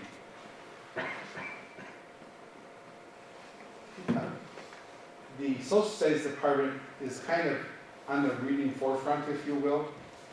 So they're using some common lit to determine whether the kids are making progress. So one of the things that we are looking at and need to do a better job of is trying to find a pre-test. We don't have a, iReady at the high school. We've looked for iReady, something similar to iReady that we could use at the high school, and it's very hard. To find something, I think I've asked Chrissy multiple times to look and ask in her consortium, her group, and Chrissy has not found. I have not. We had used STAR in the past, as you may recall, and that did go through high school. But again, the STAR was just a screener, a diagnostic tool. The benefit of iReady is that it provides us the instruction based on where the kids come out at with the screener. However, it would not be appropriate for the high school students just based on what that platform looks like. And this is just some more information for reading for social studies. The one that I do want to highlight, and this is really kind of shows where they were at the beginning, and then where they measured at the midterm. Now, I think just like anything else, we gotta look at the reliability, the validity of the assessments that they're, using. And I think that's gonna take a little bit of time as we do this the first time this year. The one, science, interpretation of data. This is what's on the ACT, evaluation of models, inferences and experimental results, 25 to 35%, and then scientific investigation. And they did the same thing, they looked at the goal, they looked at different areas. So in each case, social studies picked 1 or 2 areas from reading, science picked 1 or 2 areas from the 3 areas here, scientific investigations.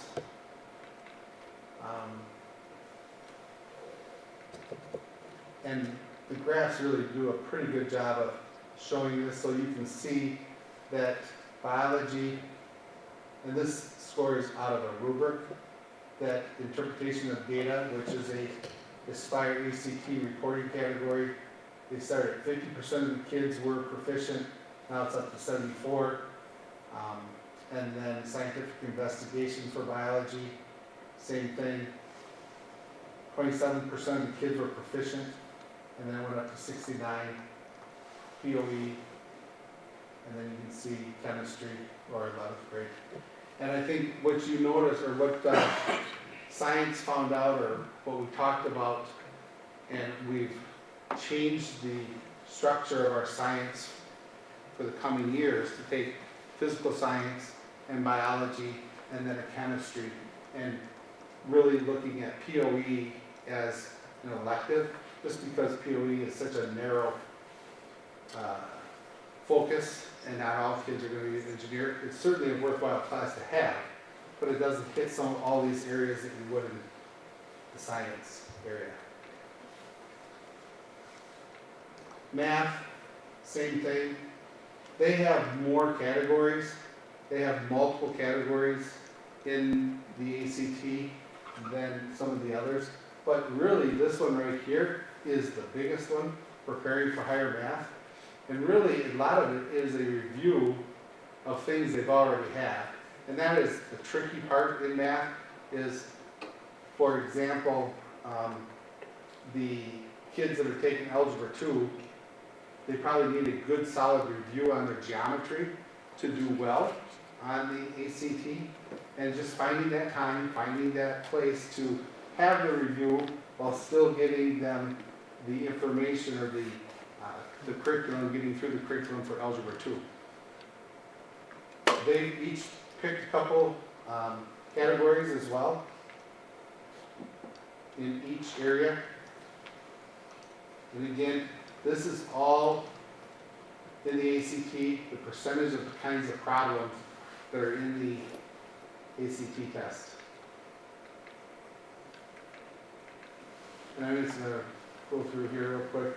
And here's the category, and if you notice, algebra for 9th grade, 41 to 67.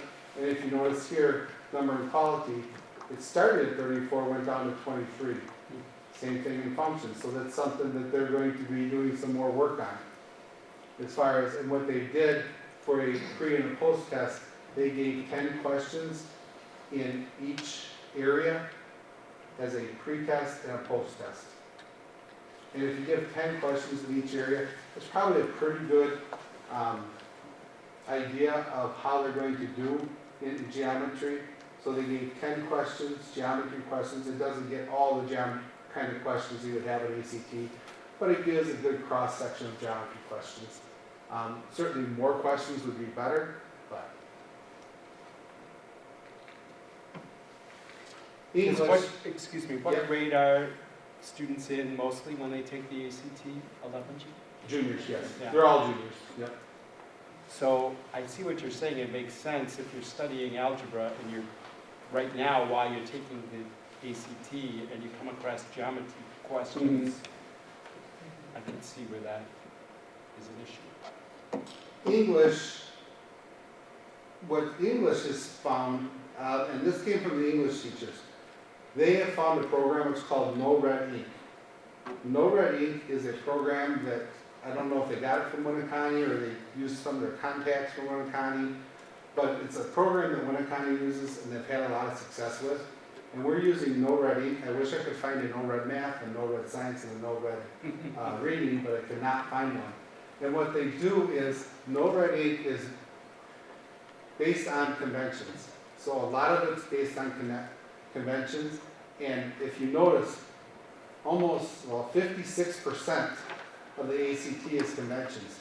And that's something that goes by the wayside. It doesn't, you know, I shouldn't say goes by the wayside. It's just not focused on as much the older you get, because conventions is something that they work on in mostly freshman year. No Red Ink has been a great tool for the kids to use, and we've seen a lot of progress.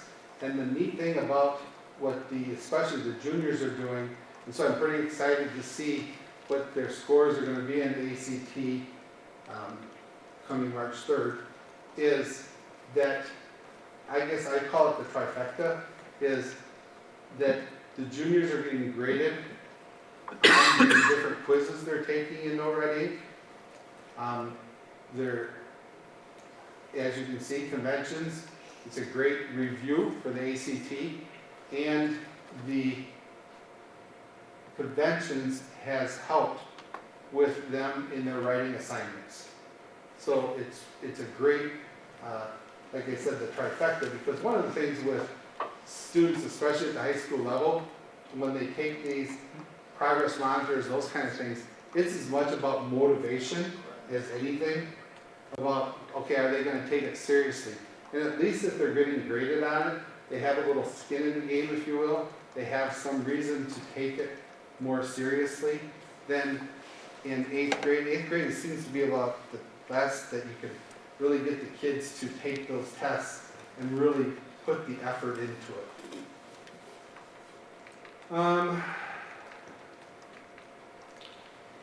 And this is also interesting because 9th grade, 20% of the kids with the different conventions that they're studying were proficient, and now 60%. Here, 10th grade went down a little bit, but this is going to be interesting because 9th grade and 11th grade are on the paid version of No Red Ink, which has a lot more features to it, and thus it's been used quite readily. In 10th grade, it's the free version, and that's a little clunkier, and so that's going to be interesting. This is like almost like the control group right here. And then if you notice on each slide, these are the number of kids that were tested.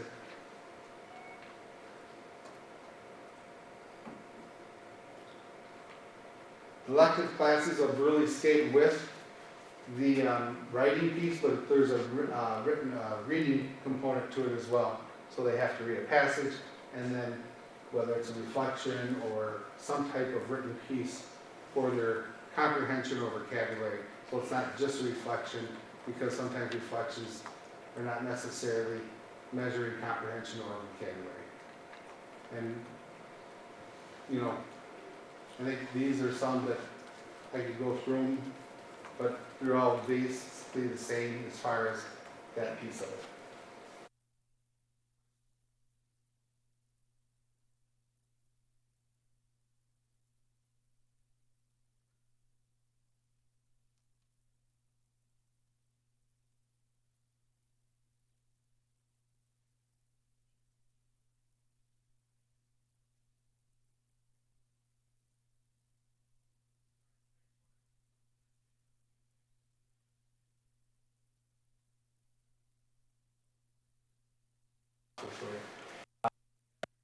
If you were in middle school, doesn't matter if you're 6th or 7th, 8th grade, but you all have to take a diagnostic right away in the beginning of the school year. And when you take that, that puts you at a level of math or reading, and everybody's at a different level.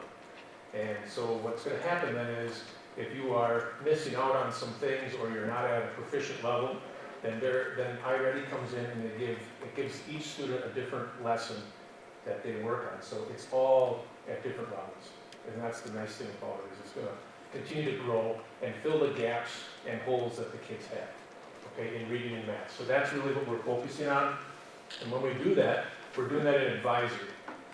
So every day we have advisory, and not every day that happens, but I would say at least anywhere between probably 2 to 4 times a week. It all depends on what week it is, because there are, we go through the Character Strong curriculum and things like that. So it's really important that you understand that when you take the second diagnostic, obviously that's what I want to show you guys, as Gary talked about before. That shows you what happened from window 1, our first diagnostic, to the most recent, which was at the end of January here. So we had 47% in 6th grade in math, and we went up to 60%. You can kind of see the rest. So that's really an improvement for us. In fact, I think I told Mary last week that there was a screen, I can't remember what it was, but the kids actually are already at that percentage that they were last year already after their last diagnostic. So I think with this being our second year with iReady, do we get some moaning and groaning? Yes, we do, but it still means that I think we're making progress. And what this is really designed to do, guys, is this is designed to get us ready to take the Wisconsin board exam.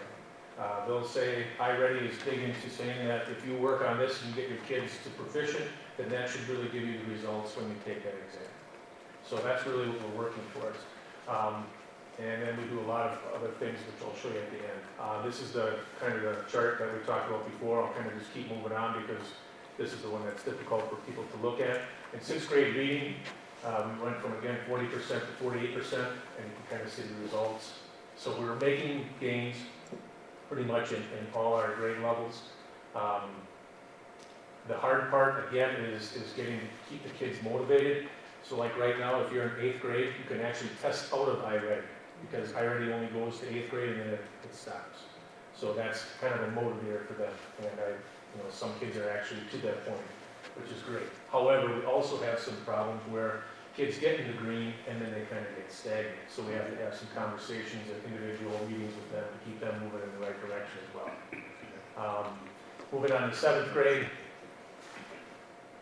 And again, making progress, but we know that we have some things to take care of there in 7th grade right now that we need to continue to work on.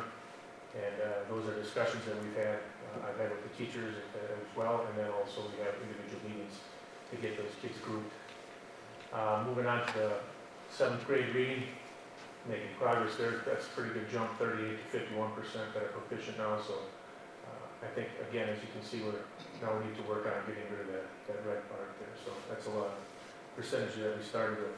The hard part too, again, at times is getting kids to take it seriously right away.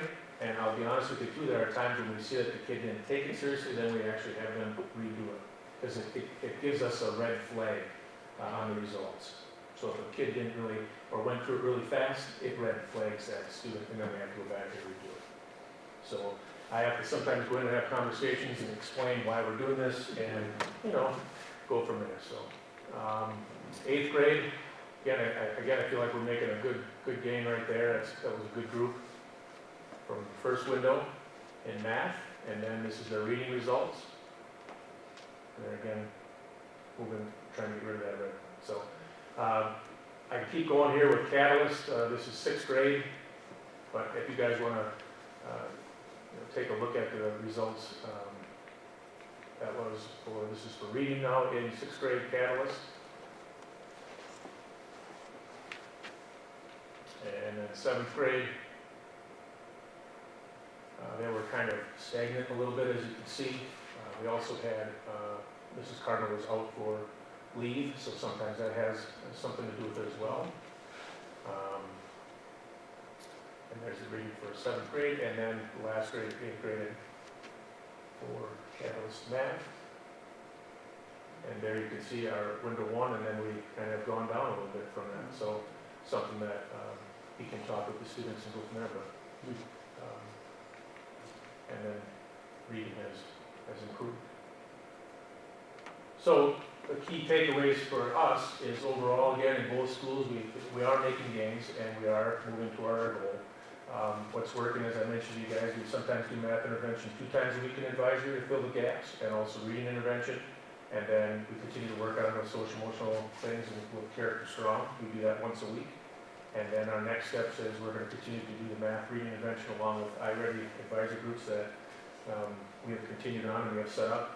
Sometimes if we have a strong advisory group, then the kids who really need extra help as well are with the math teacher in that advisory group. So we're trying to get everybody where they need to go, and hopefully, as you said, Gary, get rid of the red and have more green. So that's really our main purpose. So, any questions from the middle school side? All right. I was just gonna say, before Renee goes up, if any of the board members, I've had my 2 liaisons in, and I've had Gary in to look at some of the things and go through, some things we're doing in the high school.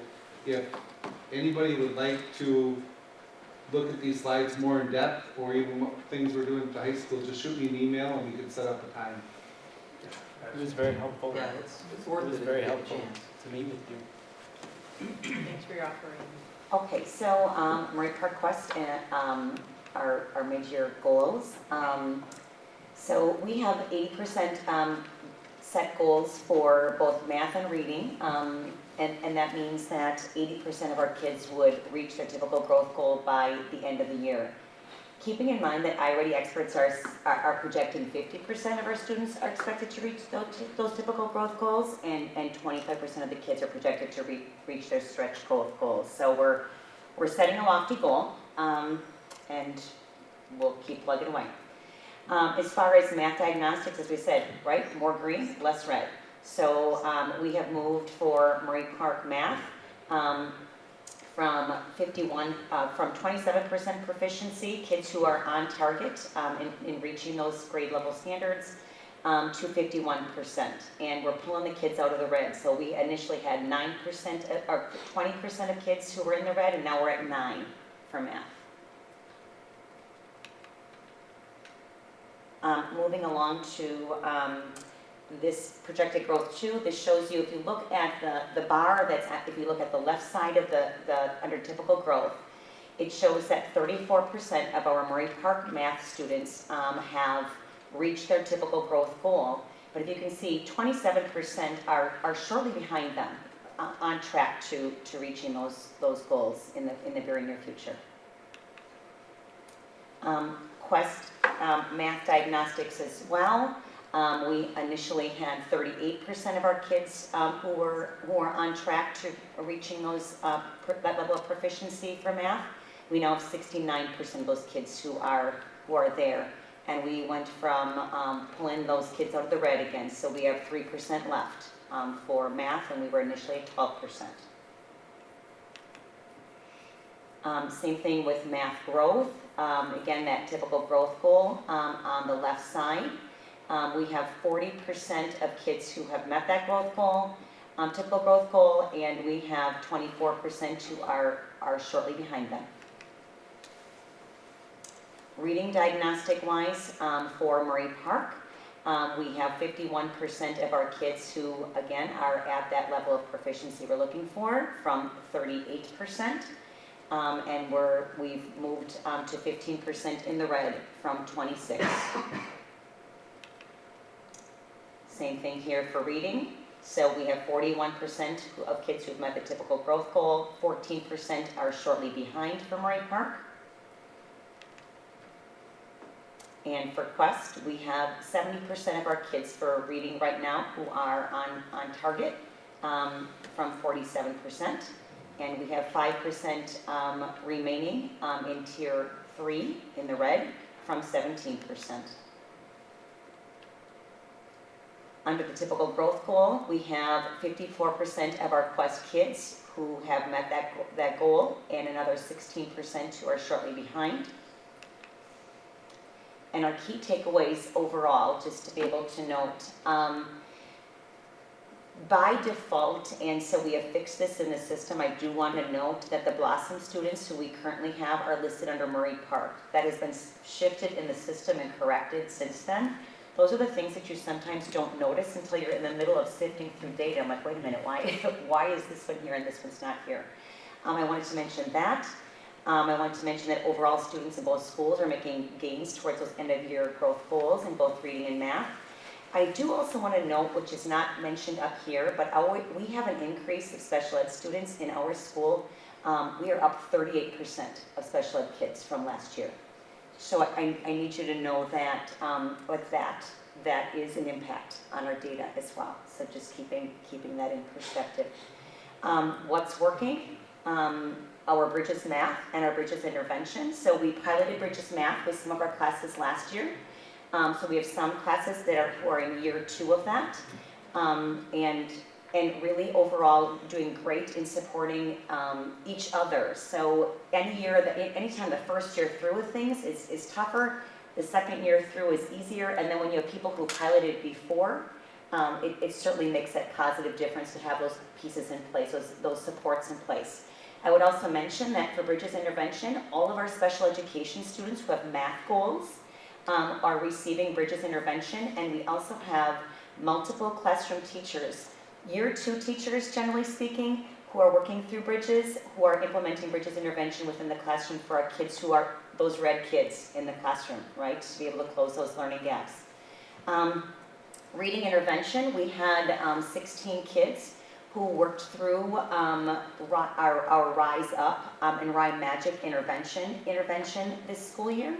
Of those kids, nearly all of them have been pulled out of that being behind grade level to being on target to reaching those grade level goals.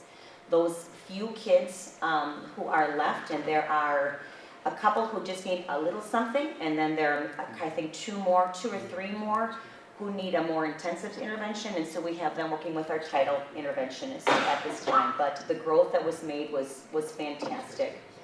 And some of you saw that intervention when you toured our school.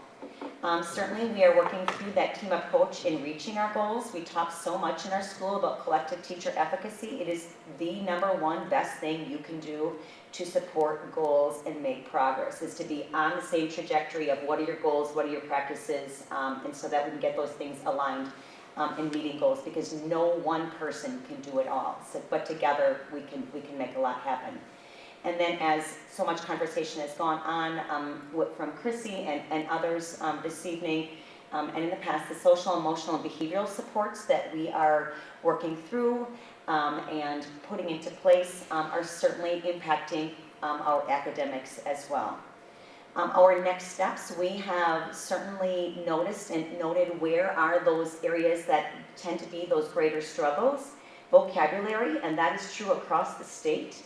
Vocabulary is an area that kids struggle with, and for all kinds of reasons, whether that be social media, different kinds of reading, and so on, different levels of interaction. But vocabulary building is something that we will continue to work on. Continue building in more and more of the math intervention, and then continued professional development of small group instructional practices. Because again, what is your first goal? To get the universal practices down as a classroom, but then you also need to pair it back into what do these kids need? What do these kids need? What does this individual need? And so that's the next layer that you chisel off in the work that we go through. So that's just a kind of a snapshot of where we are. Any questions at all?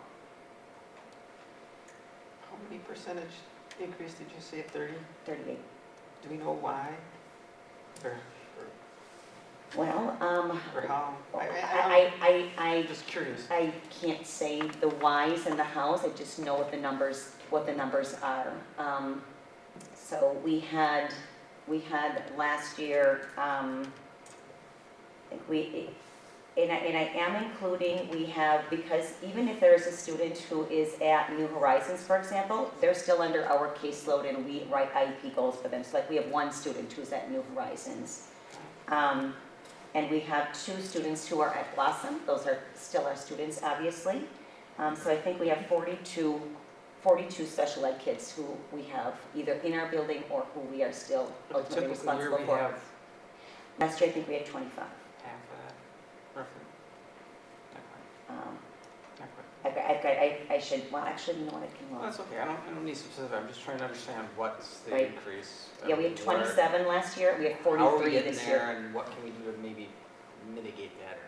Well, one thing that I will say that actually you met together with as a team not too long ago is just being able to even look at open enrollment and what does that mean for our numbers as well. And so if kids are open enrolling and we have kind of those set numbers of what we can handle within our programs with the staffing that we have, that can certainly make a difference. And I know that was an action step that you as a board took about a month ago, or maybe not quite a month ago. Because of our solid programs. Yeah. So that's something that we can use. So it's a compliment at the same time as it's not easy. Let's just say that. Yeah. So, and we're really working to try to figure out, what is the best way to be able to balance that. Not only, in the case of for the classroom teachers, but for our special education teachers too, who have a really heavy weight. Well, right, and They have a those really, are harder to come by, it seems. really, really heavy weight. So we're working through it, but for any number of reasons, those numbers could be higher. But I did want to note that. Yeah, no, thank you. Let us know. Other questions? Thank you. John, with regard to the increase in numbers in special education, that third grade class was the class that we have Oh, that was the also one? Okay. seen that the numbers had just been increasing on a regular basis. So that third grade class is the class that sparked the idea of the charter for Barlow Park and Blossom. So both those ideas kind of came as that just kind of seemed to be where the wave changed a little bit. And we've also seen a really significant increase in the number of students that we are receiving from birth to 3 referrals to early childhood, which is our 3-year-olds with special education needs. We are second in the county, right behind Fond du Lac. So, and those needs are looking different than they've looked before. So students with some physical needs and health needs. So our population is changing. Yeah.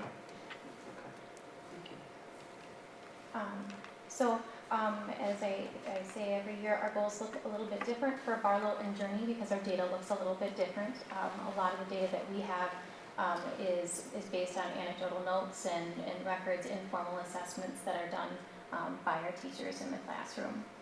Up here we do have our literacy goals for 4PS and kindergarten to 2nd grade. The goal is for 100% of our students to improve in comprehension and fluency as measured by the BAS, and this is our 2nd year with that assessment. And so there were some bumps in the road last year, and it was definitely a learning curve for us when we looked at our data at the end of the year. We did something new with math goals this year. Our staff decided that they wanted to try doing some growth goals instead of proficiency goals.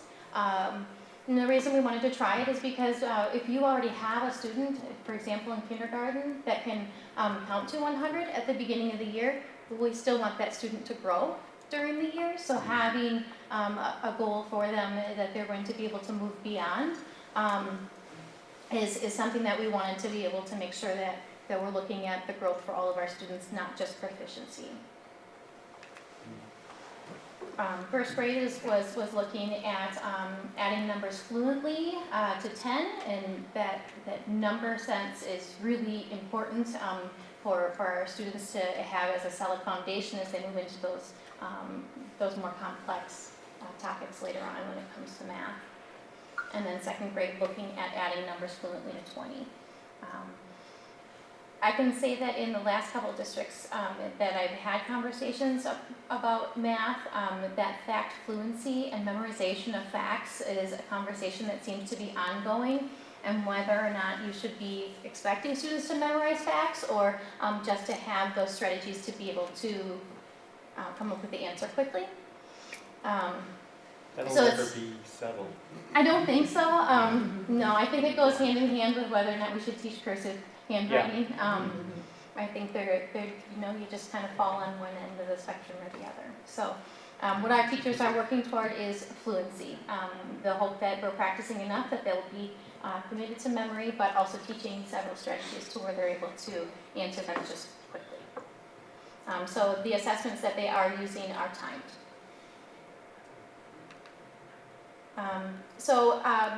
We're using a new to us screening tool called ESGI for our literacy screener. And so 4PS did this with their students at the beginning of the year. This is at things like phonological awareness, phonics, and early literacy skills, being able to show your understanding of a book, how you move from left to right on a page, where do you start reading, what do the various punctuation marks mean, the difference between a letter and a word, the front of the book, the back of the book, skills like that. And so our teachers will do the initial screening on it, but then continue to collect that data as they're working with kids throughout the time during class, so small groups or one-on-one. And this data includes data from all of our sites, including Head Start.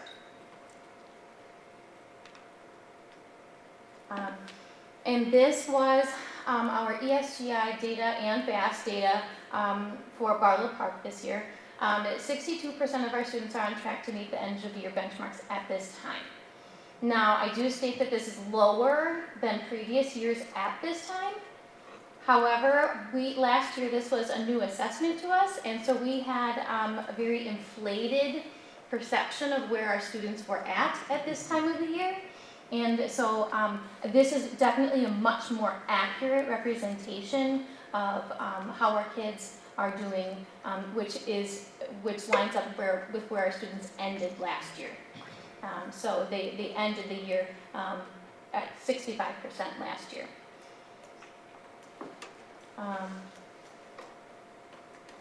We continue to see a dip in first grade levels, but we also see that dip recovered in second grade. First grade is a year of a lot of growth physically and socially and emotionally and academically. But our first grade team is working with a literacy coach to implement more guided reading groups for more responsive instruction.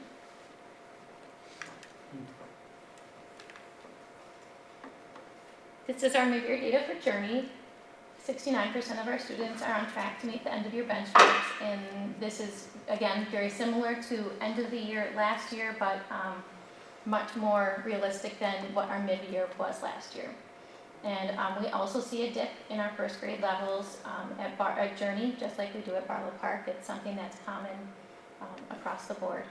And so our first grade here is also working on doing more guided reading groups. For kindergarten math, like I said, this year we've done something a little bit different. We've got the growth goals, and then we also have on track, proficiency goal.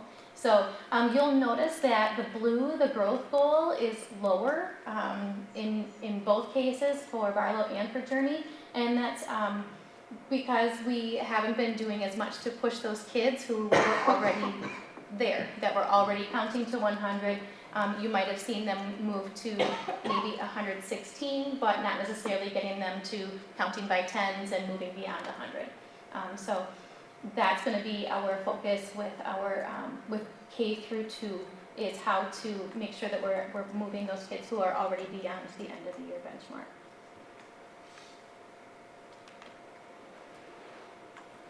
First grade math, there is no mid-year for their growth goal because they did not give the assessment yet when we were pulling this together. So they didn't give the assessment to show the growth for those kids who had already reached proficiency.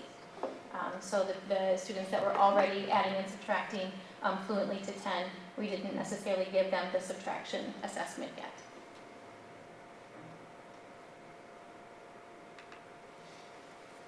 And then this is second grade, and they are working on adding fluently to 20, and you'll notice too here that they're on track for their growth goal is a little bit lower than the on track for the end of the year goal. So that's will continue to be a focus, is how we can help our students who are already reaching proficiency in the middle of the year.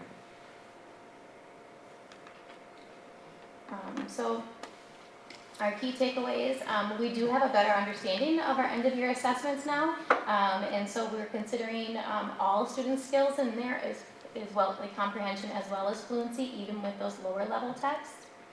Our students are making gains toward the end of the year math goals and reading goals. This is the first year, like I said, that we've used those growth goals, and we continue to see that pattern of our scores dipping in first grade but bouncing back in second grade. What's working is we're doing more utilizing of our reading intervention team to bring new strategies to the general classroom.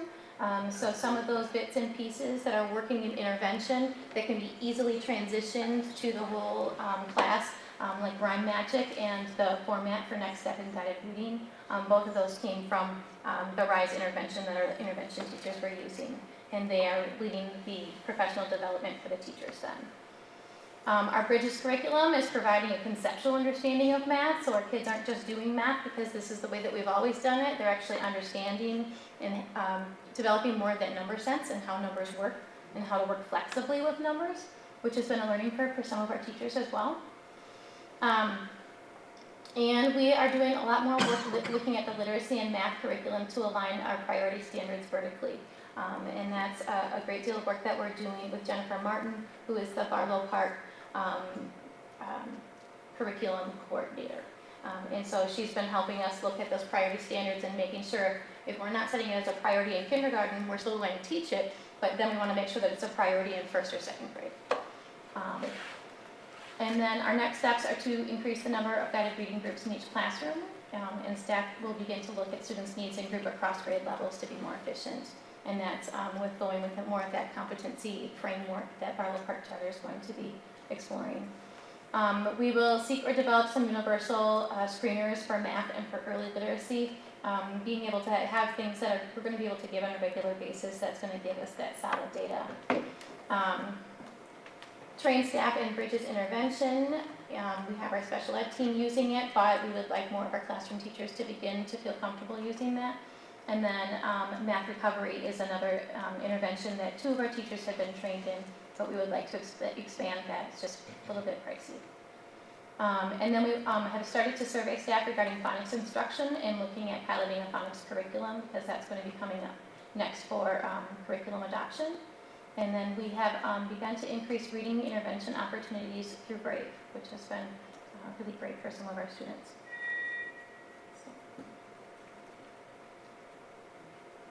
Any questions?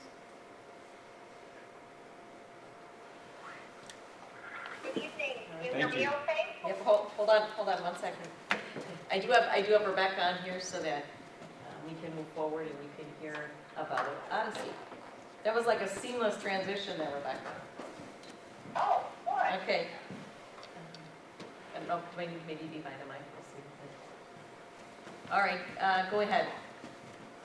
Okay, good evening. I apologize that I'm not able to be there in person this evening with all of you.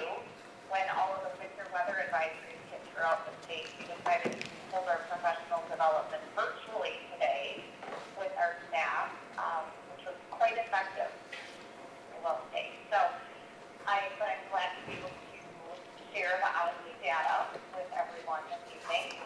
Our literacy data, we are looking for 70% of students in Odyssey that will reach their typical growth goal from the beginning of the year until the end of the year with the third administration of the iReady assessment.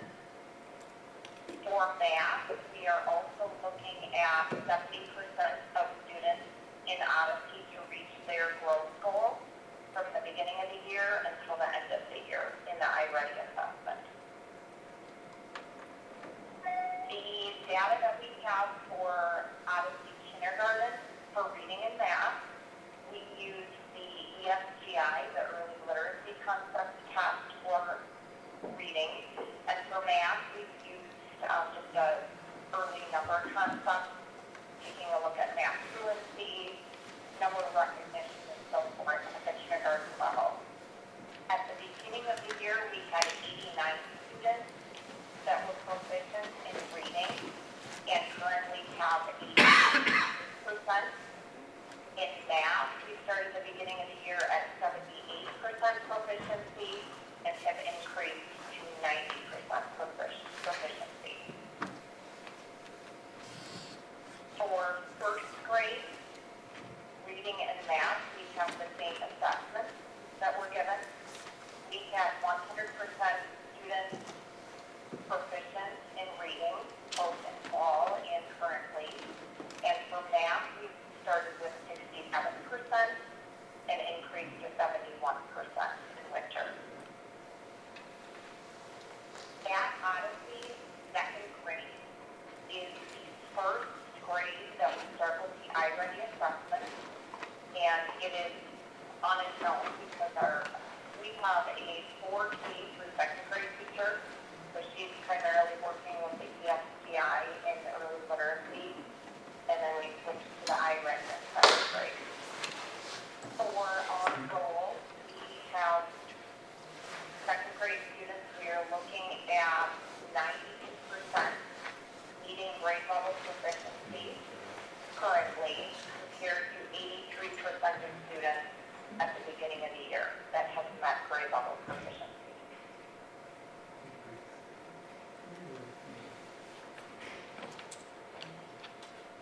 In regards to meeting our mid-year goal, we currently have 58% of our second grade students that have reached their typical growth goal. In math, for second grade, we have 100% of students meeting grade level proficiency compared to 67% of students at the beginning of the year. This data shows us that we have 50% of our second grade students who have reached their typical growth goal at this point in the year. Our next group is our 3rd through 6th graders. Our reading results, we had 60% of the students tested met grade level proficiency currently, compared to 47% of students at the beginning of the year. At mid-year, this is showing that 59% of our 3rd through 6th graders that were tested have reached their typical growth goal. For math results, we currently have 61% of students tested meeting their grade level proficiency compared to 37% at the beginning of the year. And at this point in the year, we have 36% of our students that were tested at meeting their typical growth goal. In grades 7 and 8, we started with 23. We have 23% of our students who have met grade level proficiency in reading, compared to 36% at the beginning of the year. So that was a decline, and we've kind of seen this trend. We'll see that coming up as well. We currently have 38% of our students reaching their typical growth goal in reading. In regards to math, at the 7th and 8th grade level, we had 14% of students that were tested meeting their grade level proficiency compared to 14% at the beginning, so that remains the same. At this point in the year, we have 44% of 7th and 8th graders that were tested to reach their typical growth goal. At the high school grade levels, this is the first time that the iReady assessment has been used in the district. We felt that we needed to have some data, since all of our students that were coming to us were new. We felt that we wanted to have some data in helping to place students in the correct courses and to be able to show growth. So this was kind of a new endeavor. At 9 through 12th grade for reading, we currently had 19% of our students who have met grade level proficiency and reading compared to 31% at the beginning of the year. We currently do not have a percentage that is reaching their typical growth goal. In math, we currently have 16% of our students that have met grade level proficiency compared to 22% at the beginning of the year. And again, with the math results, it does not show a percentage of a growth goal. The high school students, we only had 35% of our students complete the iReady assessment. So we are looking at different ways to administer this test. I will say that it's been an eye-opening experience having this test administered in children's homes, kind of with parents looking on how high schoolers, just having their parents there to make sure they've done the assessments and just that oversight. So it's something that we'll look into to see if this is the best assessment for us and for the data that we need. We are also going to take a look at, like I mentioned, the different ways to administer the test rather than having our high schoolers just take it whenever. I'm thinking that perhaps just setting a day where they all meet and they're on a video conference just to administer that, just to get more participation in that. In looking at our key takeaways, we have shown the elementary students making gains towards their end of the year goals in both reading and math. I've already spoken to the iReady at the high school level, the lack of participation that we've seen so far. What's working, our early literacy instruction, we're finding that to be very strong. The reading intervention, that's when students aren't performing at grade level, that teachers are working with them in small groups or one-on-one. And we just have a very strong team approach in regards to meeting our goals. Our next step, I think, to determine a more effective way to increase the number of students taking this assessment at the high school level, and also determining, and maybe it's too soon with this being new and being the first year, whether or not that is the best assessment to continue using. Secondly, to identify the math skills to focus on in grades 3 through 6 that we could use intervention on. And then also to include more math intervention once those skills are identified, and to evaluate the effectiveness of the iReady assessment at Odyssey. Like I mentioned, it's very different when you're in a brick and mortar classroom and are administering the test versus at an in-home situation. And that would probably go for any assessment, but just to take the data that we have and evaluate whether that's the best assessment to be giving to our students to help us to show continuous improvement. Any questions? I have a question, Rebecca, and I guess maybe Randy also. I understood that iReady was not really a high school instrument, so I'm wondering, I don't understand exactly why we were using it in Odyssey for 912. Am I just misunderstanding? Yeah. No, the district has not used the iReady assessment at the high school level previously.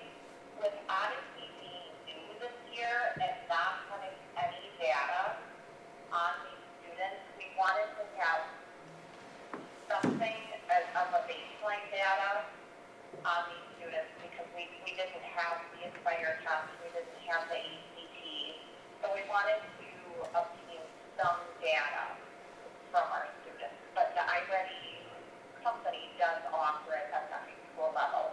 They do not, however, offer the diagnostics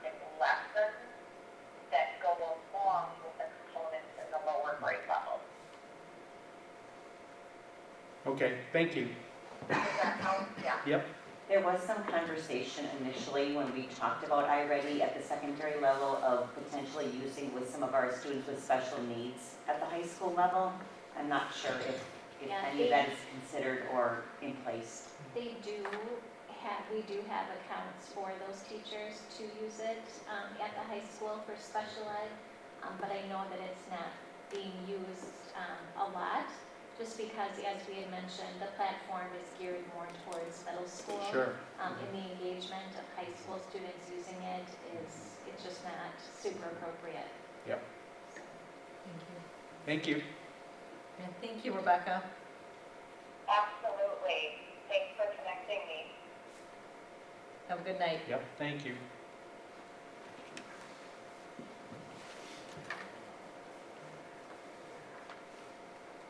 Wow. Okay.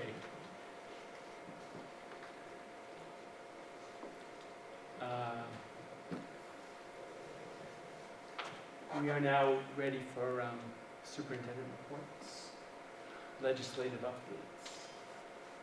And again, we'll be coming up on a legislative breakfast here for anyone that's interested in participating in that.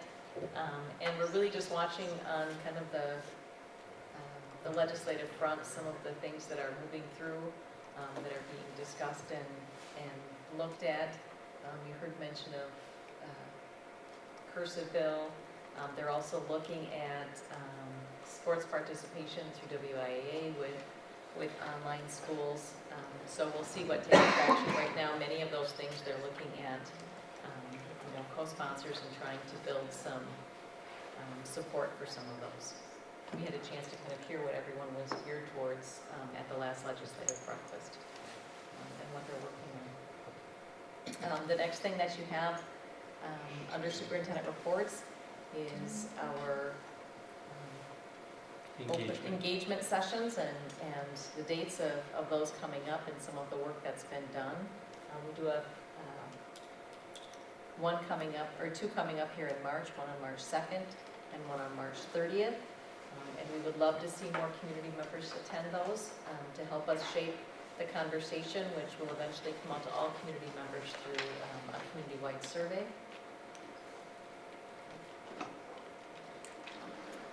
And then there's information about some outreach and additional courses that are being tried from now through the end of the year that we wanted to just make the board aware of. One is trying to have some additional art sessions that would be on site and face-to-face for our art students. So we're looking at doing one a month just to help build that social interaction. And then some of our students in the high school have requested an opportunity to have a more personalized art course, or a more personalized PE course, rather than the ones that are offered through the WIN network. So we've reached out to one of our PE teachers here at the high school who work with a handful of students, helping to design that more personalized PE curriculum for them.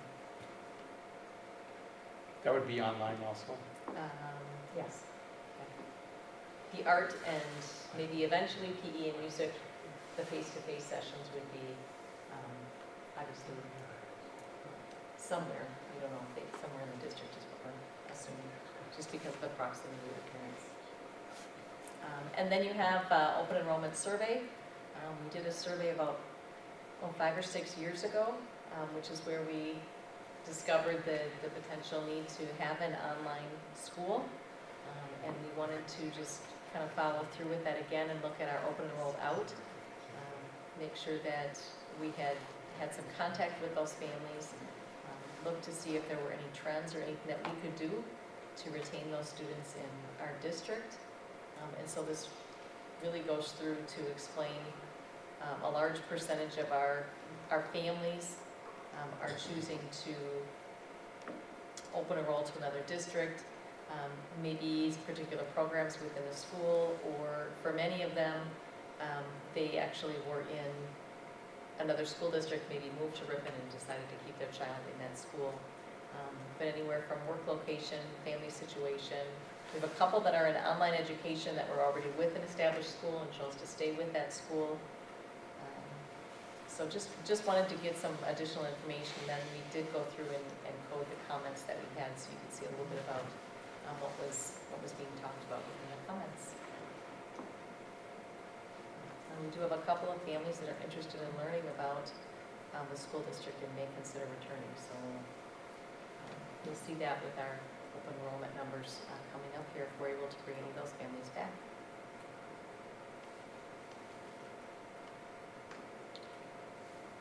Well, I appreciate the effort in surveying. It looks like the majority of responders, their kids don't have experience with the Ripon district. They haven't been in the And district. it's just it's not dissatisfaction necessarily with the district, Preference. but logistical. We have a couple, like the work situation, we have a couple where parents may be principals in other districts, and so their children attend the district that they're in, or their child care is very close to where they work, so that the children are in the same community where they're working, so they're in close proximity throughout the day.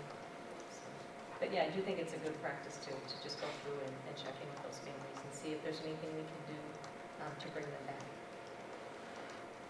Any other questions for Mary?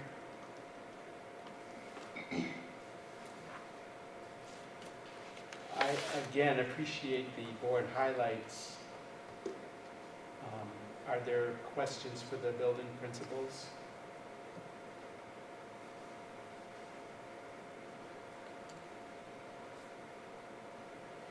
I did really enjoy the format of the high school, in particular, reports this month. So thank you for that.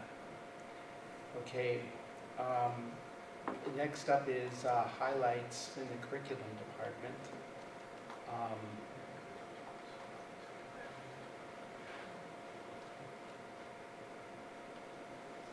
We have heard a lot about curriculum tonight. Are there any questions for Chrissy?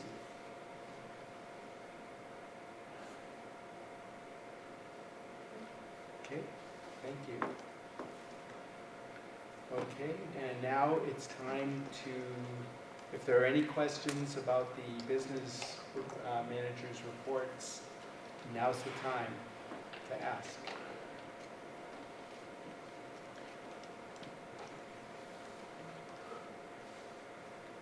So, food service, the interim budget report, I really, really like the format of this report. Thank you, Jonah.